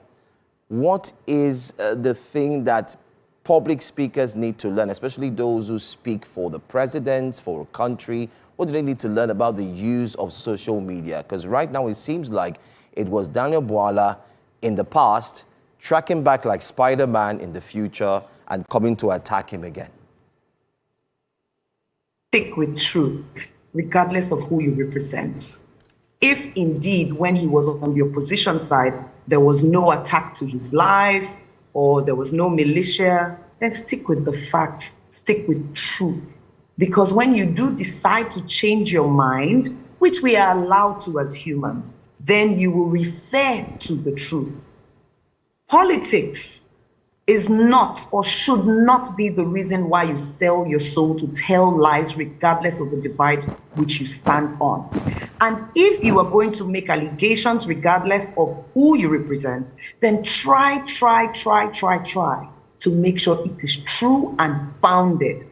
Should you also change your mind, like one of Daniel's colleagues has done recently, he said, yes, those were my thoughts and views at that time. Now I have evolved based on A, B, and C evidence. Stick with truth. When you speak online or speak in the privacy of yourself, stick with truth. It is what leads to conviction, and it is what gives you credibility, regardless of the divides you represent. I'm glad that you've mentioned about how this can be handled, because I did want to ask you, how better do you think Daniel Bwala should have handled this interview? Because many are criticizing the fact that facts were presented to him and he could not substantiate those facts, even when he went against what was obvious, obviously presented by Mehdi. But also, do you believe that Daniel Bwala was the best person to have gone on that interview, especially because of his adversarial history against the government? Should that have been a factor taken into consideration? It is tough for anybody to defend a faulty product. We have a terrible situation. We're in a terrible situation in the country. There are too many gaps with the government and with the questions that were asked. I'm not really sure that anybody in the government would have come out with a better outing, because truth, once again, which some of the facts were real that said 2 in 3 Nigerians do not even believe in the government. 10% of Nigerians didn't. Less than 10% of Nigerians voted. So what are you really going to defend? It will come out just as bad. If the product is faulty, almost any defense will come out in the same way. Now, from a public relations and image-making perspective, I believe the first check, I want to ask you to do a quick checklist on certain things image makers should have, looking at the persona. I know you said it's hard to defend a faulty government, but the government will push back and say, look, we're not faulty.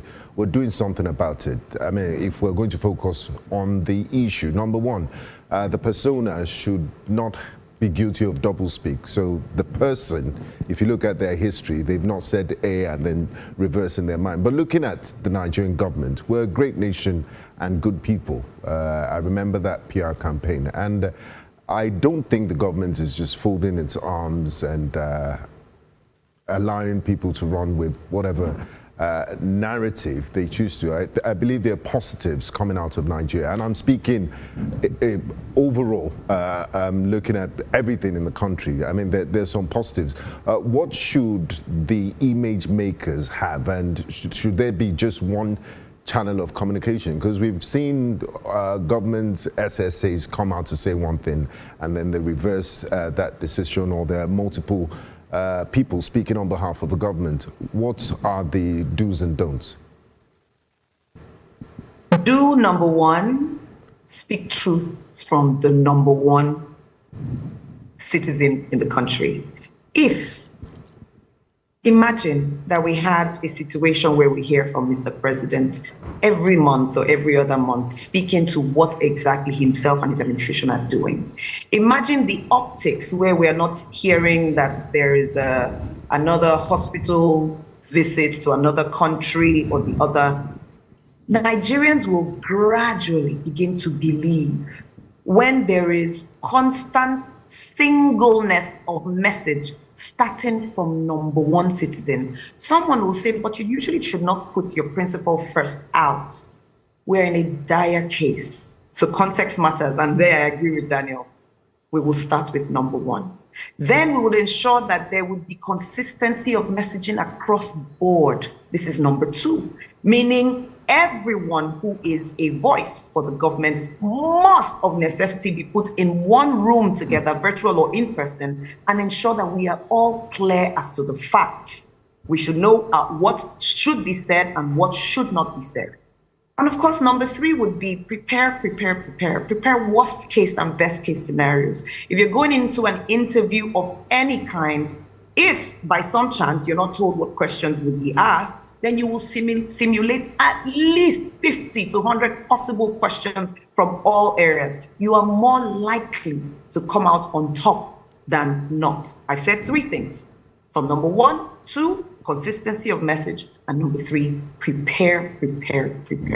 All right. Communication forms public opinion, whether we like it or not. And Nigeria has also grappled with some negative impressions that the foreign media now has about us. International platforms like Al Jazeera, of course, shape global perception. So what would you say the impact of this interview will be on the global scale? How do you think that this would, one, erode public trust maybe, and how do you think the West, the foreign media and foreigners will perceive Nigeria after this interview? The answer is in the question. It's not a good look at all for local or international bodies, not a good look. It will further make people laugh at the Nigerian state. Like it happened live at Head to Head. At some point, the people were laughing like, oh my God, what is this? That is just a picture of the multiples going on in other places around the world. It's not a good look at all, unfortunately. How is it going to be redeemed? That's another big question. Are they going to send someone else to Head? Or would there be some PR campaign that would start showing number 1, speak more? Would there be a PR campaign that would show more voices, giving credence to the wins of the government? I'm not sure, but I would still retain, as a proud Nigerian who believes in the greatness of our nation, if we are in a faulty situation, it is difficult to fix. It is the faults that need to be fixed first before the look of the faults. Okay, let's talk about this current administration, the current government. It seems like its communication aspect has been declared faulty. I mean, just like a faulty light check on the dashboard of a car. We've seen this from the get-go, from the start. At first, it was the former spokesperson to the presidency who was said to have gone on leave of absence. And then later on, it was said he had medical issues. But, FIG, the news source and other media outlets in 2024 declared that he was fine. I'm talking about during Legality. We seem to have seen communication breaches between him and the senior special assistant on media going head to head. He would release a statement, he would take it back, buy another go, release another one, all at the same time. So there was communication overlap like we saw back then. And this has led to firing. Apart from during Legality, we've also seen this happen in, Meghan Markle. We've seen that happen in big institutions where communication experts or spokespeople are fired. Can this cost Daniel Bwala his job? Oh, yes, it can cost him his job. I would wonder why it would cost him his job, because any other person would have run into the same challenge, but it could cost him his job. And if it does, it's tough. Whether it should cost him his job is a totally different story. If the government would want to come clean, then they'll pull in and reel in all their spokespeople into one room and do a recalibration, because anybody else who comes into this faulty chasm will fall into the same trap.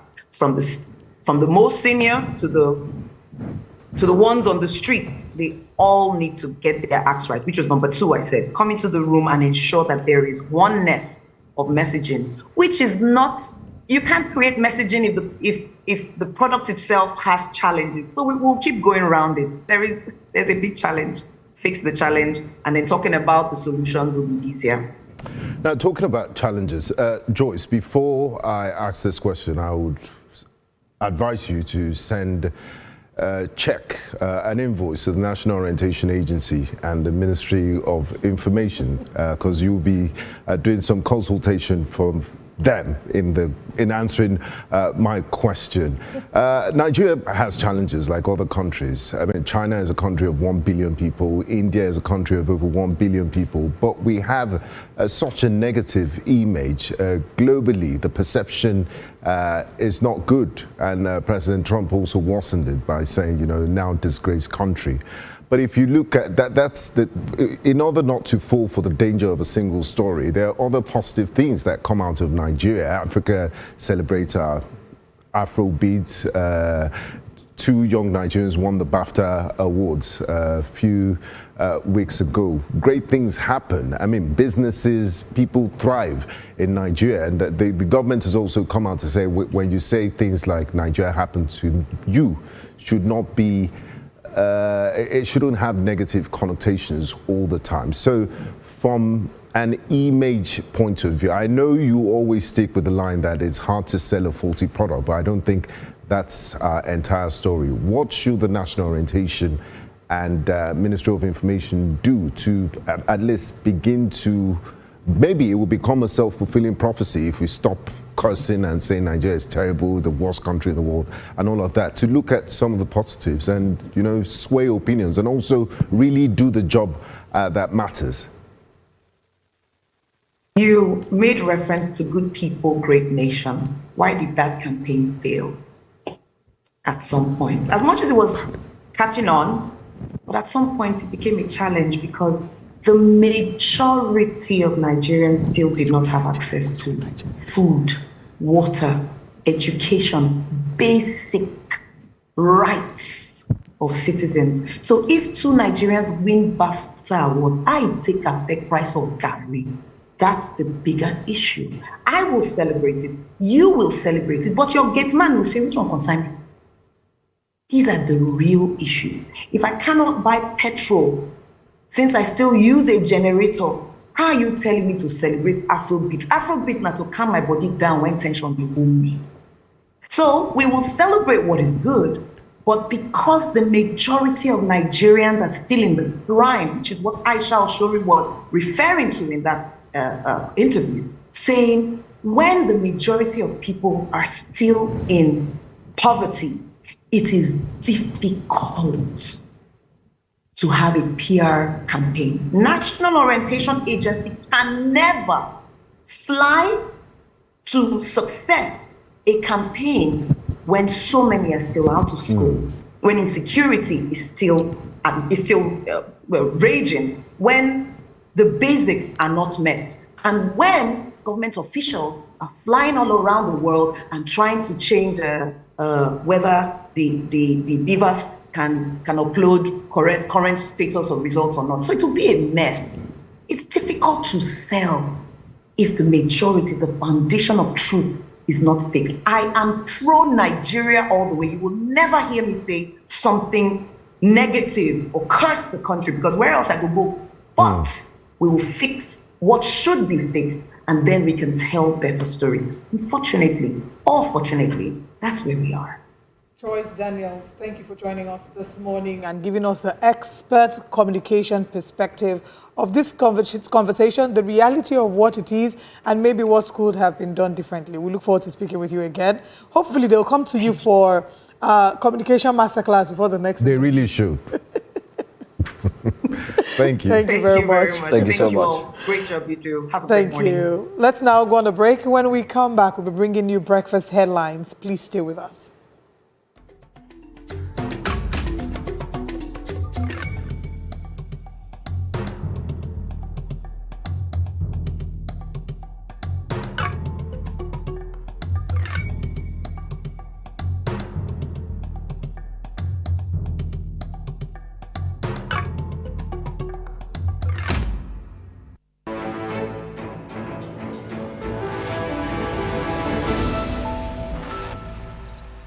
Thanks for staying with us here on Breakfast Central. Let's take a look at what the top stories are on Breakfast Headlines. Let's start off with the news coming from the Middle East. Iran's clerical leadership has appointed Mojtaba Khamenei as the supreme leader following the death of his father, Ali Khamenei during recent United States and Israel strikes. The decision was announced Sunday by Iran's Assembly of Experts, which said members voted decisively to name the 56-year-old cleric as a third supreme leader of the Islamic Republic of Iran.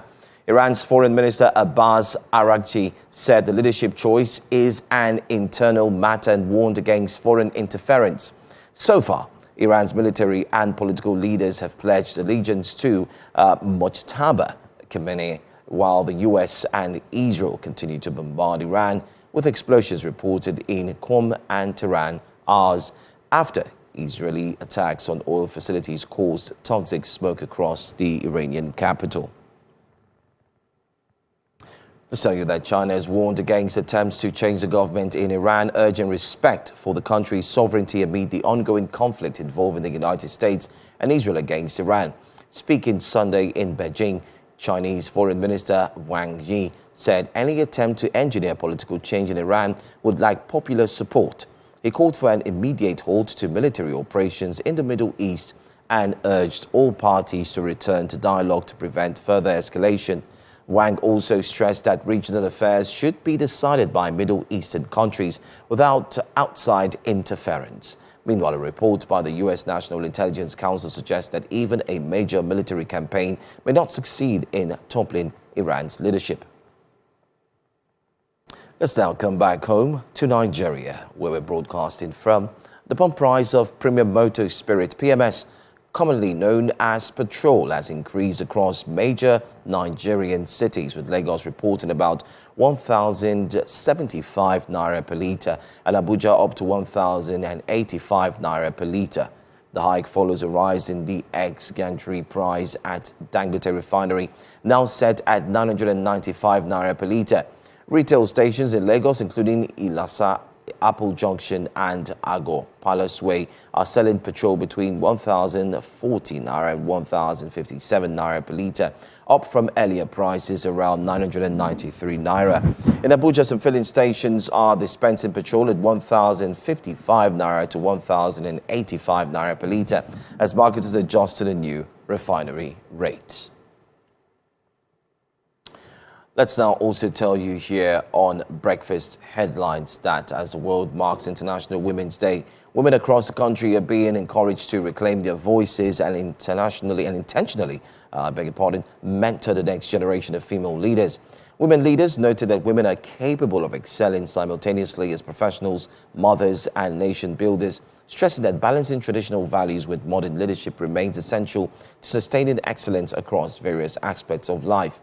Policy expert Victoria Jato described the need to unlock women's potential as a necessity rather than a privilege, urging Nigerian women to transform challenges into opportunities, lead with pride, and contribute meaningfully to societal progress around the world.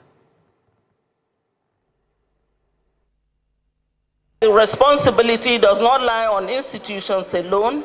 Women must also intentionally step up their power. We must mentor the next generation of girls. We must build networks that empower rather than compete. We must transform challenges into opportunities. And most importantly, we must lead with authenticity. Balancing tradition and modern leadership also means understanding that a woman can be many things at once: a leader, a professional, a mother, a wife, a mentor, and a nation builder, without diminishing her excellence in any role. Unlocking our potential is not a favor, it is an economic necessity actually. As a Nigerian woman, we know that we are divinely crafted for resilience. A lot of time they tell us that we are powerful. Yes, we know, we fall and we rise. We endure. We even give life through pain. But we must make it clear today that our strength must never be used as an excuse for institutional neglect. Our strength is a resource to be harnessed, not a burden to be ignored. The Socio-Economic Rights and Accountability Project has filed a lawsuit against the federal government led by Bwala-Mehdi Tinubu at the ECOWAS Community Court of Justice over alleged unlawful phone surveillance regulations. The suit challenges the lawful interception of communications regulations 2019, which allowed telecom operators to install systems enabling security agencies to monitor calls, messages, and online activity for national security purposes. Serap says the rules violate Nigeria's rights to privacy and freedom of expression. The case followed claims by former Nasser El-Rufai that the phone conversation of National Security Advisor Noor Ribadu had been intercepted. The group is asking the courts to compel the government to withdraw the regulations and ensure surveillance laws comply with international human rights standards.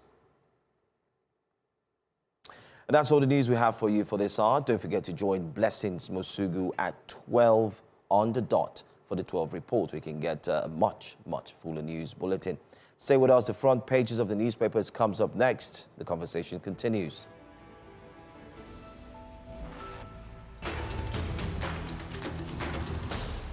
It's 2026 and Nigeria is not just borrowing. Nigeria is straining under the weight of its own decisions. As of late 2025, Nigeria's total public debt stood at over 153 trillion naira, roughly $100 billion, and projections suggest it is pushing closer to 180 to 200 trillion naira in 2026 if deficit financing continues at this pace. But the danger alone is not, the number alone is not the danger. The danger is what it is doing to us. Between January and July last year, the federal government generated roughly 13.7 trillion naira in revenue and spent about 9.8 trillion naira servicing debt. That's nearly 72% of what we earned gone. Before a classroom is renovated, before a hospital is equipped, before power improves, before insecurity is tackled, creditors are paid first. Yes, that's 72%. This is not development, this is fiscal suffocation, and the pressure is tightening. External debt now accounts for tens of trillions of naira. Every time the exchange rate weakens, the burden explodes in local currency terms. Naira has lost massive value in just years, means repayment costs multiply without us borrowing a single new dollar. In simple terms, the weaker the naira, the heavier the debt. By projections for 2026, nearly half of federal revenue could be consumed by debt servicing alone. Half! That means the Nigerian government is working primarily to service yesterday's loans, not to build tomorrow's prosperity, and yet borrowing continues. Let's be honest with ourselves. Debt is not evil. Countries borrow, but there's a difference between borrowing to build rail lines, power plants, refineries, and industrial zones, and borrowing to fund bloated overheads, duplication of agencies, and political excess. When you borrow to consume, you are mortgaging the future to survive the present. Nigeria's revenue to GDP ratio remains in single digits, among the lowest globally. But are we generating enough income as a nation? Oil production is volatile. Non-oil revenue is weak. Tax compliance remains shallow. Waste remains entrenched, so we borrow to fill the gap. But the truth is cold. When most of your income goes to debt service, you're not governing freely. You're managing obligations. When debt crowds out health, education inequality deepens. And when capital expenditure shrinks, jobs disappear. When interest payments rise, hope declines. We have escaped debt traps before. In 2005, bold reforms and discipline secured historic relief and reset the books. That proves it can be done. But discipline alone is not a one-time miracle. It's a habit. And in 2026, that habit is missing. Do we continue borrowing in a hostile global financial climate, risking a future where creditors shape our budgets? Or do we confront waste, broaden the tax base fairly, privatize deadweight enterprises, and ensure every borrowed naira expands productivity? It's about sovereignty, it's about generational justice, it's about whether Nigeria finances its future or finances its decline. The cliff is visible, the numbers are clear. Good morning, Nigerians.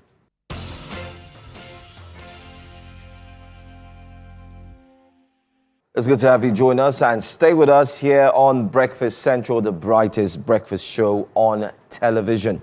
Let's go straight to the front pages of the newspapers sitting next to us, or in between, or better still, to my near left, not far. We do have international journalist of repute, Mr. Habib Aruna joins us on a Monday morning. Good morning to you. Morning. Welcome. Welcome. Good morning, Mr. Habib Aruna. It looks like you had a very restful weekend. You're looking bright and cheerful as always. In the midst of Ramadan. And your wife is really taking good care of you. In the midst of Ramadan. Yes. No, it's the holy week, I mean the holy month. Holy month. That is making him You are keeping it holy. Yes. And don't forget. You are holier than that. And I'm looking slimmer, looking younger. Wow. But don't forget, all these things you are saying, according to Mr. Not according, well, right now, before Mr. Habib Aruna, we need to understand the context. Absolutely. And the context matters. Yes, the context matters. Yes, it's like a glass of water. You can show me the video. Exactly. Let's understand the context. I don't know if Benga or Olive understand. If it's half full or half empty. Don't raise glass whilst you're understanding any context. No, I'm just Thank saying. God there's no glass in front of him to be able to read. But let's go to the front pages and find out what the front pages of the newspapers are saying. You can call in and lend your voice to the stories we have on the front pages right now. And let's know what you think. Very quickly, let's see our very first paper this morning. We'll be going to the Al Jazeera this morning, and let's see what it has in store for us. It says international, again, women's plight takes center stage. Women's rights regressing worldwide according to United Nations. Says there is need to close the justice gap for women and girls. Nigeria seeks renewed commitment. CCD calls for protection, equal access to justice. Federal government demands immediate release of 42 Nigerians from detention in Mozambique. Oh, wow. Okay. Federal government has waded into that. Let's see a big one so we can move in straight to Mr. Habib Aruna before we go to many other stories. It says Nigeria records maternal health gains in 2025 according to report. Akwa Ibom women endorse Tinubu for re-election. IGP appoints Placid as new police spokesman. Let's start off first with the changes in the police sector, let's say security, and then we've seen the police unit, we've seen changes from the IGP. You haven't been here since that happened, and we've not gotten your thoughts. No, okay, you did. All right, good. And now he's made I changes. told you that the guy's a close friend. Yes, you did. I remember. My neighbors at Alausa. Alausa back then. Okay, so what's your take? Changes, communications, changing, and all of that. I'm not surprised that the man has hit the ground running in terms of having a very strong media office, to disseminate information from the force and let Nigeria know what is going on and get feedback. Apart from appointing the force PRO, he also appointed a guy in charge of the social media, one ASP, who is very vast in social media. And I also forget that when before his appointment, when he came to Lagos as not DSP, not DIG, AIG in Lagos. He set up a unit where negotiators can communicate directly to him. Yes, what is going on? He's been he was in Lagos now with this RRS. I remember, Lagos, rapid response. And he's a very active person in the social media, on Twitter. Now, so I'm not surprised that the man is and he's appointed a guy that is very, very effective, DCP Placid. So I think it's for us to use the opportunity and make sure that the feedback are really back to him, so that the force will be in sync with how Nigerians feel about what they are doing and the operations. But what is more important is for DSU to do the right thing. What is the right thing? Don't forget that the first thing he did, one of the first assignments he did was to constitute a committee. Yeah. To consummate this idea of state police, which the other guy refused to do. Which was what, according to reports, led to his removal. That's what this was done. And this, I can assure you, the man knows what he's doing. He's a very smart guy. Nigeria will have a very smooth and secure country. But just over this weekend, an army base was overrun. Soldiers were killed. Hundreds of people were kidnapped, and many Nigerians lost their lives. Where is that? In the north, in around Borno? In Borno There was State. Borno. There was Yes. Borno. There's also Around Kaduna. those, There's a- area. Yeah. So, I mean, it doesn't seem like anything is changing. They could make appointments, they can hire and fire people, but Nigerians are dying and the government is failing in its very basic responsibility. I think you can put that on the doorstep of this. No, I'm not saying this. I'm just saying the overall strategy doesn't seem to be working. And how much will he be able to do to change There's no gain anything? saying that. We've not got it right. Level of security. Security the country because of these pockets of killings taking place in Zamfara, in Kuala, in Borno, the epicenter of these terrorist attacks. So our job is to keep on reminding them that this country is not safe and they can do more. Nigerians have been killed, cannot keep quiet. All right. Let's now go to another matter that's a really big conversation, especially as the U.S.-Israel-Iran war continues. The big story on the Punch newspaper. Let's move to the Punch. Rising fuel prices. NNPC may supply foreign crude to Dangote refinery.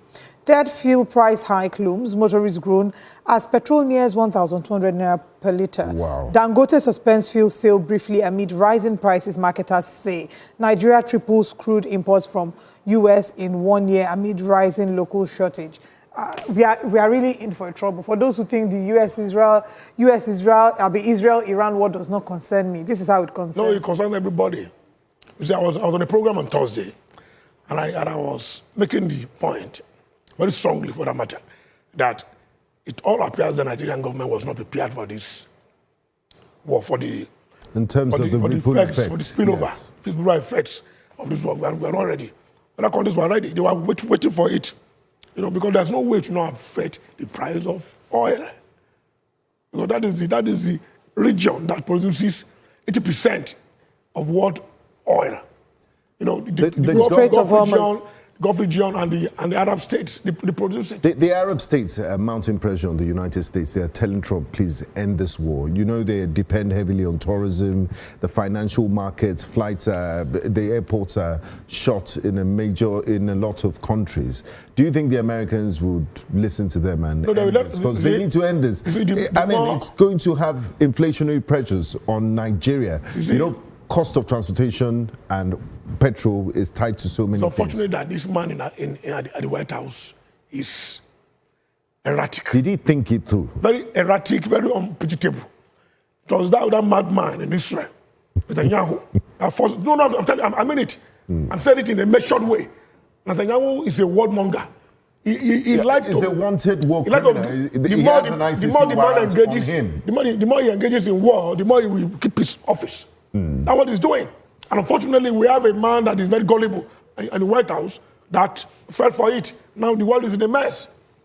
Let me remind you, some countries in the Gulf, Qatar, Kuwait, Bahrain, are saying that they will stop producing their gas and oil.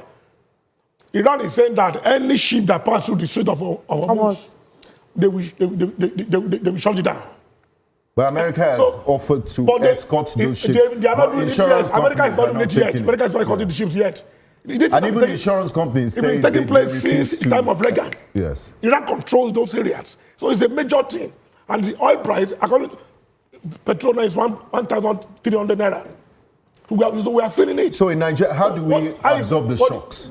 Are we going to bring back subsidy? What I expect Nigeria to be doing is the foreign minister, defense minister, finance minister, CBN governor, address Nigerians. This is where it is done over the world.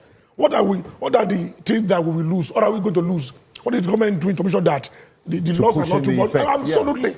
Are they sleeping? I don't know. These are part of the communications issues that we'll talk about in the current administration. Other countries they are ready. Because for the fallout. No matter how, but unfortunately we are not ready. Somebody was asking that if, God forbid, they decided to launch bombs at Nigeria, we will be able to have, we'll be able to deflect these bombs, like the way we have interceptors? Interceptors, thank you. The way the UAE. And another person replied, people have not finished talking about UAE or Bahrain or it's American Qatar. Technology. It's an American technology. Even Israel. Yes. It's American technology that they gave them. So let me tell you something. The country that controls the world is America.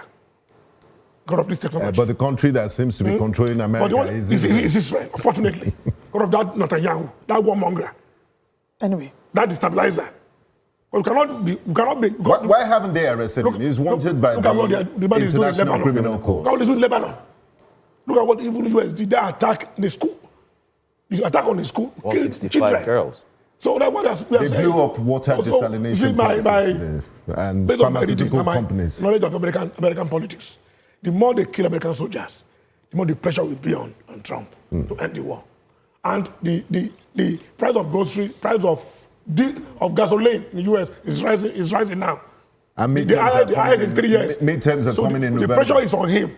And yesterday he came out and said it's a temporary thing. But he said he could go the long haul before. Didn't get over it. But the fact is, it means that the pressure is on him. So the more they kill American soldiers, the more the American people are feeling the pain of this war, the more pressure will be on Trump to end this. Totally unprovoked and unnecessary. So for us here, I think our concern should be how this affects us. And no matter whatever gain the government comes out tomorrow to talk about that they have made or that they plan to make, it will. Our concern is that our government should be more proactive. Yes. Our government should be ready to what are the fallouts. How will it affect our economy? Yeah. How will it affect our defense? How will it affect our way of life? They should come and let us know. Because right now, what we're going to see... The challenge before them is to let Nigerians know what is going on and how they are going to... the pains we are feeling will be... I think they will give us rights because this government, it seems... There's rice. Well, there's rice. Nylon. Now it's nylon rice. All right. Let's come back to Nigeria and look at the politics. We'll be opening the phone lines as well. If you'd like to call and speak about any of the conversations and lend your thoughts to these conversations that we've had, please call us. The number to call is on your TV screen. I'll also take comments from YouTube. You can go there and drop your comments. We're streaming live on YouTube via News Central TV Live. We'll take your thoughts there. YouTube has been buzzing all day, and before we wrap up the show, we definitely will take thoughts. But for now, we're focusing on the newspaper review, so please let us know what your thoughts are about any of the stories we're taking this morning. But still looking at the front pages of the newspaper, let's talk about PDP. Battle for PDP. Makinde, Wike camps brace for appeal court verdict today. That's on the front page of the Punch. Today is the day. We can't preempt the court. We can't say how... we can't decide what the judgment of the court will lean towards. But the one thing we'd like to know is, do you believe that this, whatever the court judgment is, will finally lay rest to the crisis within the People's Democratic Party? No matter the outcome of today's judgment. They can still appeal it. No matter the outcome, the train has left the station. It will be difficult for PDP to put their hands together. The damage has been done. The damage has been done, absolutely. But I'm hoping that the court will be reasonable enough, and give judgment in favor of the Turaki-led Sir, you're trying to preempt the court. No, I'm not preempting them. That's my personal... Lucky you are not a lawyer. Olive can never That is my personal opinion. That's my personal opinion. I have a right to it. The court has their own way of doing that thing. But I think you're not a lawyer. Nigeria deserves an effective, virile opposition party. Yes. So the God that did the one of Labour Party should also do the one of PDP. Provide. So I'm thinking that common sense will prevail, and they will allow the opposition to breathe, allow Turaki to take over the party, and tell to go. No, we cannot decide what the court will say. Ours is just to wait to see what will happen. And you've said now that regardless of what the court decides, that the train has left the station and the PDP will not have enough time to put his house in order. Elections are around the corner. And that has been the mission of Wike. All right. Let's still take another... The mission of Wike is to try and destroy that party. All right. To allow APC... Sir, do you have evidence? I don't have evidence. We all see it. It's everywhere. I don't see it. Can you put it in context? Nigerian journalists are not doing head-to-head style. They said Nigerian journalists are not doing head-to-head style. You are welcome to head-to-head. We must speak about that conversation. We're getting there. Let's talk. But oil is not the only thing that is hell-bent in making sure that people do not have a structure. All right. Fight the ruling party. We'll come back to that. I will ask you for the evidence to prove that. Head to head. US-Israel-Iran war and the after effects or the shocks are not the only things affecting Nigeria. Debt servicing, top left corner of the Punch.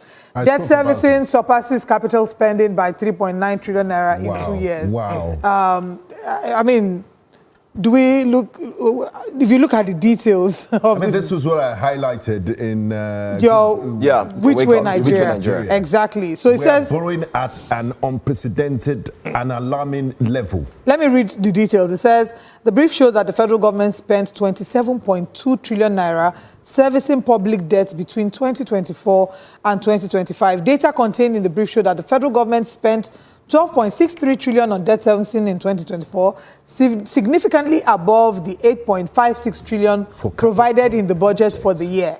In 2025, debt service rose to 14.57 trillion, exceeding the 13.12 trillion budgeted for the year. Combined, the figures indicate that the federal government spent about 27.2 trillion naira on debt obligations within the 2-year period, reflecting the growing fiscal pressure from rising interest costs and exchange rate adjustments. We're entering 2026. You know, the thing about debt servicing is not a budget. It's not like we promise to spend X amount. That money is gone. It's almost like an automatic instruction to your creditors. So that money is, by the time you spend that money, you now have, it's the balance that you use to do capital projects and education and run the country. And it's becoming, it's alarming. It's what we... It's alarming and scary. It's why we're criticizing loan sharks. Why they will tell people, be careful when you borrow, because sometimes you will pay more than, you will have to suffer more than what you borrowed for. And then they'll start carrying your picture and using your picture to do obituary and send it to your contacts. I mean, they said one of these debt recovery people, these charlatans, sent a message, an SMS message to my friend's dad that a plumber has HIV and AIDS, that they should be careful just because he's owing money. And then the father was telling the son, you know, this guy has AIDS just because he's owing money. First of all, irresponsible they are. They're very responsible, first of all. And so what if he has HIV and AIDS? There are medical treatments once and there are antiviral drugs. We need to stop the stigma. Secondly, they need to take some of these people to court. Let them pay through their nose. If you want to regain your monies, there are other ways. Take them to court. But the moment you start defaming a person because they are owing you money, until, like they say in social media parlance, if they never deal with one or two of them, their body no go calm down. Absolutely. Okay. Still, I would like us to move away from Punch, but very quickly, let me run through the headlines. Rising opposition attacks spark concerns ahead of 2027 elections. We have a free and fair election in 2027. These are the issues. Professor Lagos Joab APC said by the grace of God. By the special grace of God. Lagos APC vows to reverse 2023 presidential loss. IWD, Tinubu governors seek stronger policies for women's empowerment. We're tired of it being on paper. We want to see the practicality of it. FARC subcommittees get 11.5 billion naira for 2026 budget planning. And Pope warns of regional spillover from Israel-Iran war. Let's now go to the Nigeria Tribune. The big story on the Nigerian Tribune newspaper. Political parties differ. Okay, I believe we have the Vanguard. The Vanguard newspaper. Okay, let's look at the Vanguard very quickly. At the front page, how federal government's 2.3 billion euros electricity project failed. Let's quickly tell you what it says. Talk about that electricity. Federal government begins new phase after failure of 5-year, 25,000 megawatts plan. Experts list implications. Transmission distribution challenges persist. Missed targets impose cost on homes, businesses, economy. LCCI says, Professor Okey said, that challenges persist. Economic growth, job creation will remain subdued. CPPE. Tinubu's GAMCO raises concerns. I know you've heard about GAMCO, right? The president constituted on Friday, last week, an 11-man committee to actually set up the a committee that will look into the grid asset management of Nigeria. And people are saying that's like, I mean, that's a conversation we look to have tomorrow, because people are saying that's like a replication. You already have, the transmission company, you have so many of them. Like, you're now creating another one. Still, there's no light. So what are you creating? What are they going to do? And chairmaning that is the chief of staff. And then you have the Minister of Power, who's also there. You have the Minister of Communication. You have the Attorney General of the Federation. So everybody's asking, what's really going on? If you're having all these people and you're creating a new one. But then again, this big one, let's talk about power. How has power been in your area? You own businesses too. How are you coping? It's very bad. Before now, we've been experiencing some between 20 hours a day, 18 hours a day, But now, it's gone down to 10 hours a day. Something is wrong somewhere. The one in Agege is even worse. But 3 hours a day. Yes. So you can imagine how much I'm spending every day, every week, every month to power my business. It's not funny at all. You see, I don't know why, because the president campaign on the premise that if I don't resolve the power problem within a year, don't vote for me again. That is what he said. But it appears the thing is becoming more challenging. That is increasingly and I no asked, solution. I asked the APC chairman when site. we spoke to him last week that as good Christians and Muslims, should we take the advice of Mr. President when he said we should not vote for him if he can't fix the power issue? Well, there's time. He said time will tell. Elections are in January next year, so we can fix it and... No, it's a promise. He said so. It's in the manifesto. This year. So it's unfortunate that they are not okay, let's... Because we all know that without power, we cannot have an industrial economy. You can't. We cannot have an economy that is based on exports. We cannot have an economy that can generate. We cannot have a steel industry without power. So what is really going on? What is going on? Because all this, that duplicating all these agencies. Honestly, at the end of the day, it's not effective. Power is terrible. I want to read earlier comments. It's getting worse. Because we talked about power at the start of the show. Felix Okechukwu had said, power here in Alimosho is very bad. Abraham Ondoma said, power is nothing to write home about.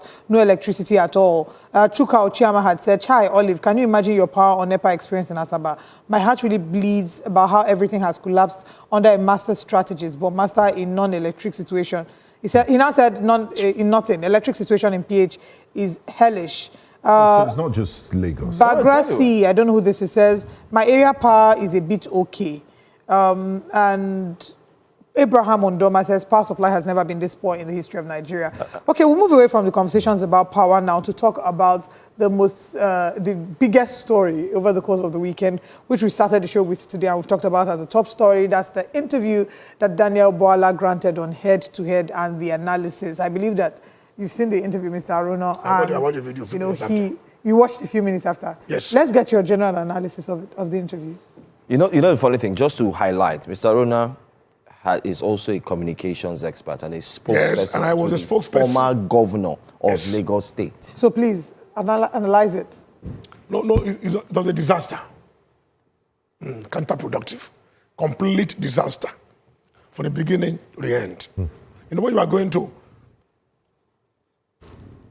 bring an interview to a global audience, one, to a man that is reputed to be very, very intelligent and a great debater, you must be prepared. You know, you must look at your past, look at your present, and what you are aiming to be in the future. Who are you representing? Which interests are you protecting and promoting? You know, these are the things that you must have on ground. And I'm sure, but according to Mehdi Hasan, they watched a video in the social media where Bwala was preparing for that interview. Bwala and his team. For 6 months. Interview. And Bwala was so disingenuous, the Nigerians, that he did not know, they did not tell him that they will look at his past. What are you talking about? I mean, are you okay? You are going to an interview. Everything's on the table. Everything's on the table and you should be ready. You know. So and it's unfortunate that a spokesperson. But it's his past, it's not somebody else's past. So you should be you should be ready to defend it. Defend your own past. Defend it. So the man was not professional at all. He was not armed with enough information to defend his boss. Because many things were asked. They asked him about terrorism. They're killing Nigerians. More Nigerians were killed this year than last year. He could not answer. They asked him about corruption in the country. That his boss is a corrupt leader. He could not answer that effectively. That his boss was involved in drug matters. He could not answer that effectively. He said the bullion van. How do we prove that there was money inside? And you see, and social media do not lie. Anything that what I've been saying over the years, they call it receipts. They will recall it. They call it receipts. It will come to play. It will come out. So the guy only. But let's talk about the communication strategy of the presidency. Do you think he got clearance, or people, or do they have a hierarchy, or they work in silos? Yeah. because we've oftentimes seen somebody say this, another communications person would say this. We had a former journalist, fantastic guy, during Legality, but he's no longer with, he had to resign due to personal family issues. But do you think the presidency should, rejig its communication strategy and not have multiple people speak on his behalf? And should he get clearance, at least from a senior government I'm surprised that before he represents Nigeria abroad? Bwala is not a trained journalist. If not like saying, on the rise, she won't talk about it too. But relatively, she won't write chat, and he has learned on the job. Not like Hussein He's a professor of practice, like Professor David Hussein is doing in China. But this man is a lawyer, a rebel loser. People that know him have been saying that this is how he used to behave. Now, when he was with Atiku Abubakar, he was very combative in attacking Tinubu. And when he changed, when he about turn, when the corner of Tinubu, he was doing the same thing consistently, attacking Atiku Abubakar. So that he's not dealing with issues. But the president appointed him. So is that also not a reflection? That was a political move. But even if you give him a job, don't give him a job. So project your government. So sensitive. So you know what he has been doing. So in other words, President Bola, are you saying that President Bola Tinubu erred in appointing him? I wouldn't say that. No, but he said something else, not something as sensitive as an image maker of your government. What he has done, he has done more damage to the image of Nigeria and to the image of the president. With that, Olive interview we did with Mehdi Hasan faced Piers Morgan. Piers Morgan reputed media guy, and he faced him head on, and he was not defeated. So you're going to meet this kind of man. This man has done research about you and your president, and you are talking and you are prevaricating, being evasive. Mr. Ibarra said something very instructive here, that if you're going to even compensate him and appoint him, not as an not as your face, suffering from credibility, image, double speak. I mean, at least you've made Rene Omokri ambassador to Mexico. Why not make him, Daniel Bwala, ambassador to Honduras? Let's end the show on a sweet note. Gentlemen, thank you very much for joining us, first of all. The sweet note would be that yesterday, the 8th of March, was International Women's Day, and the whole of March is International Women's Month. So first of all, happy International Women's Day to all my women watching this. Woo! Thank you. So happy International Women's Day to my wife and my mother. God bless you guys. You're the best in the world. Happy International Women's Day to you, Olive. I appreciate you. I cherish you. Thank you. God bless you. Thank you so much. So can you all, my colleagues... International Women's Day to Tunde Raji. No.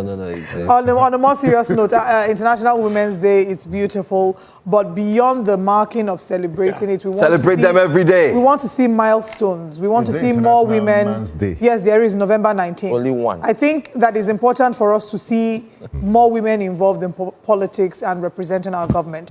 The conversation about 35% affirmative action has been on for the longest time. We need to throw our weight, because unfortunately the current system as it is one that is systematically aligned to not allow women be as involved as they should be. So we want to see more women be interested, participate, and when they come out, to throw our weight behind them. Enough of the talking and the marking it with our mouth. Let's see the action. That's my final thoughts. Thank you very much, Olive. God bless you. And I hope on November 19th you'd also pass the message for men with such gusto and passion. I passed it for women. You to pass for men when in November. Mr. Vivarona, thank you so much for coming, sir. Thank you. Nice one. Thank you for watching. See you guys tomorrow. And don't do what we will not do, okay? All right.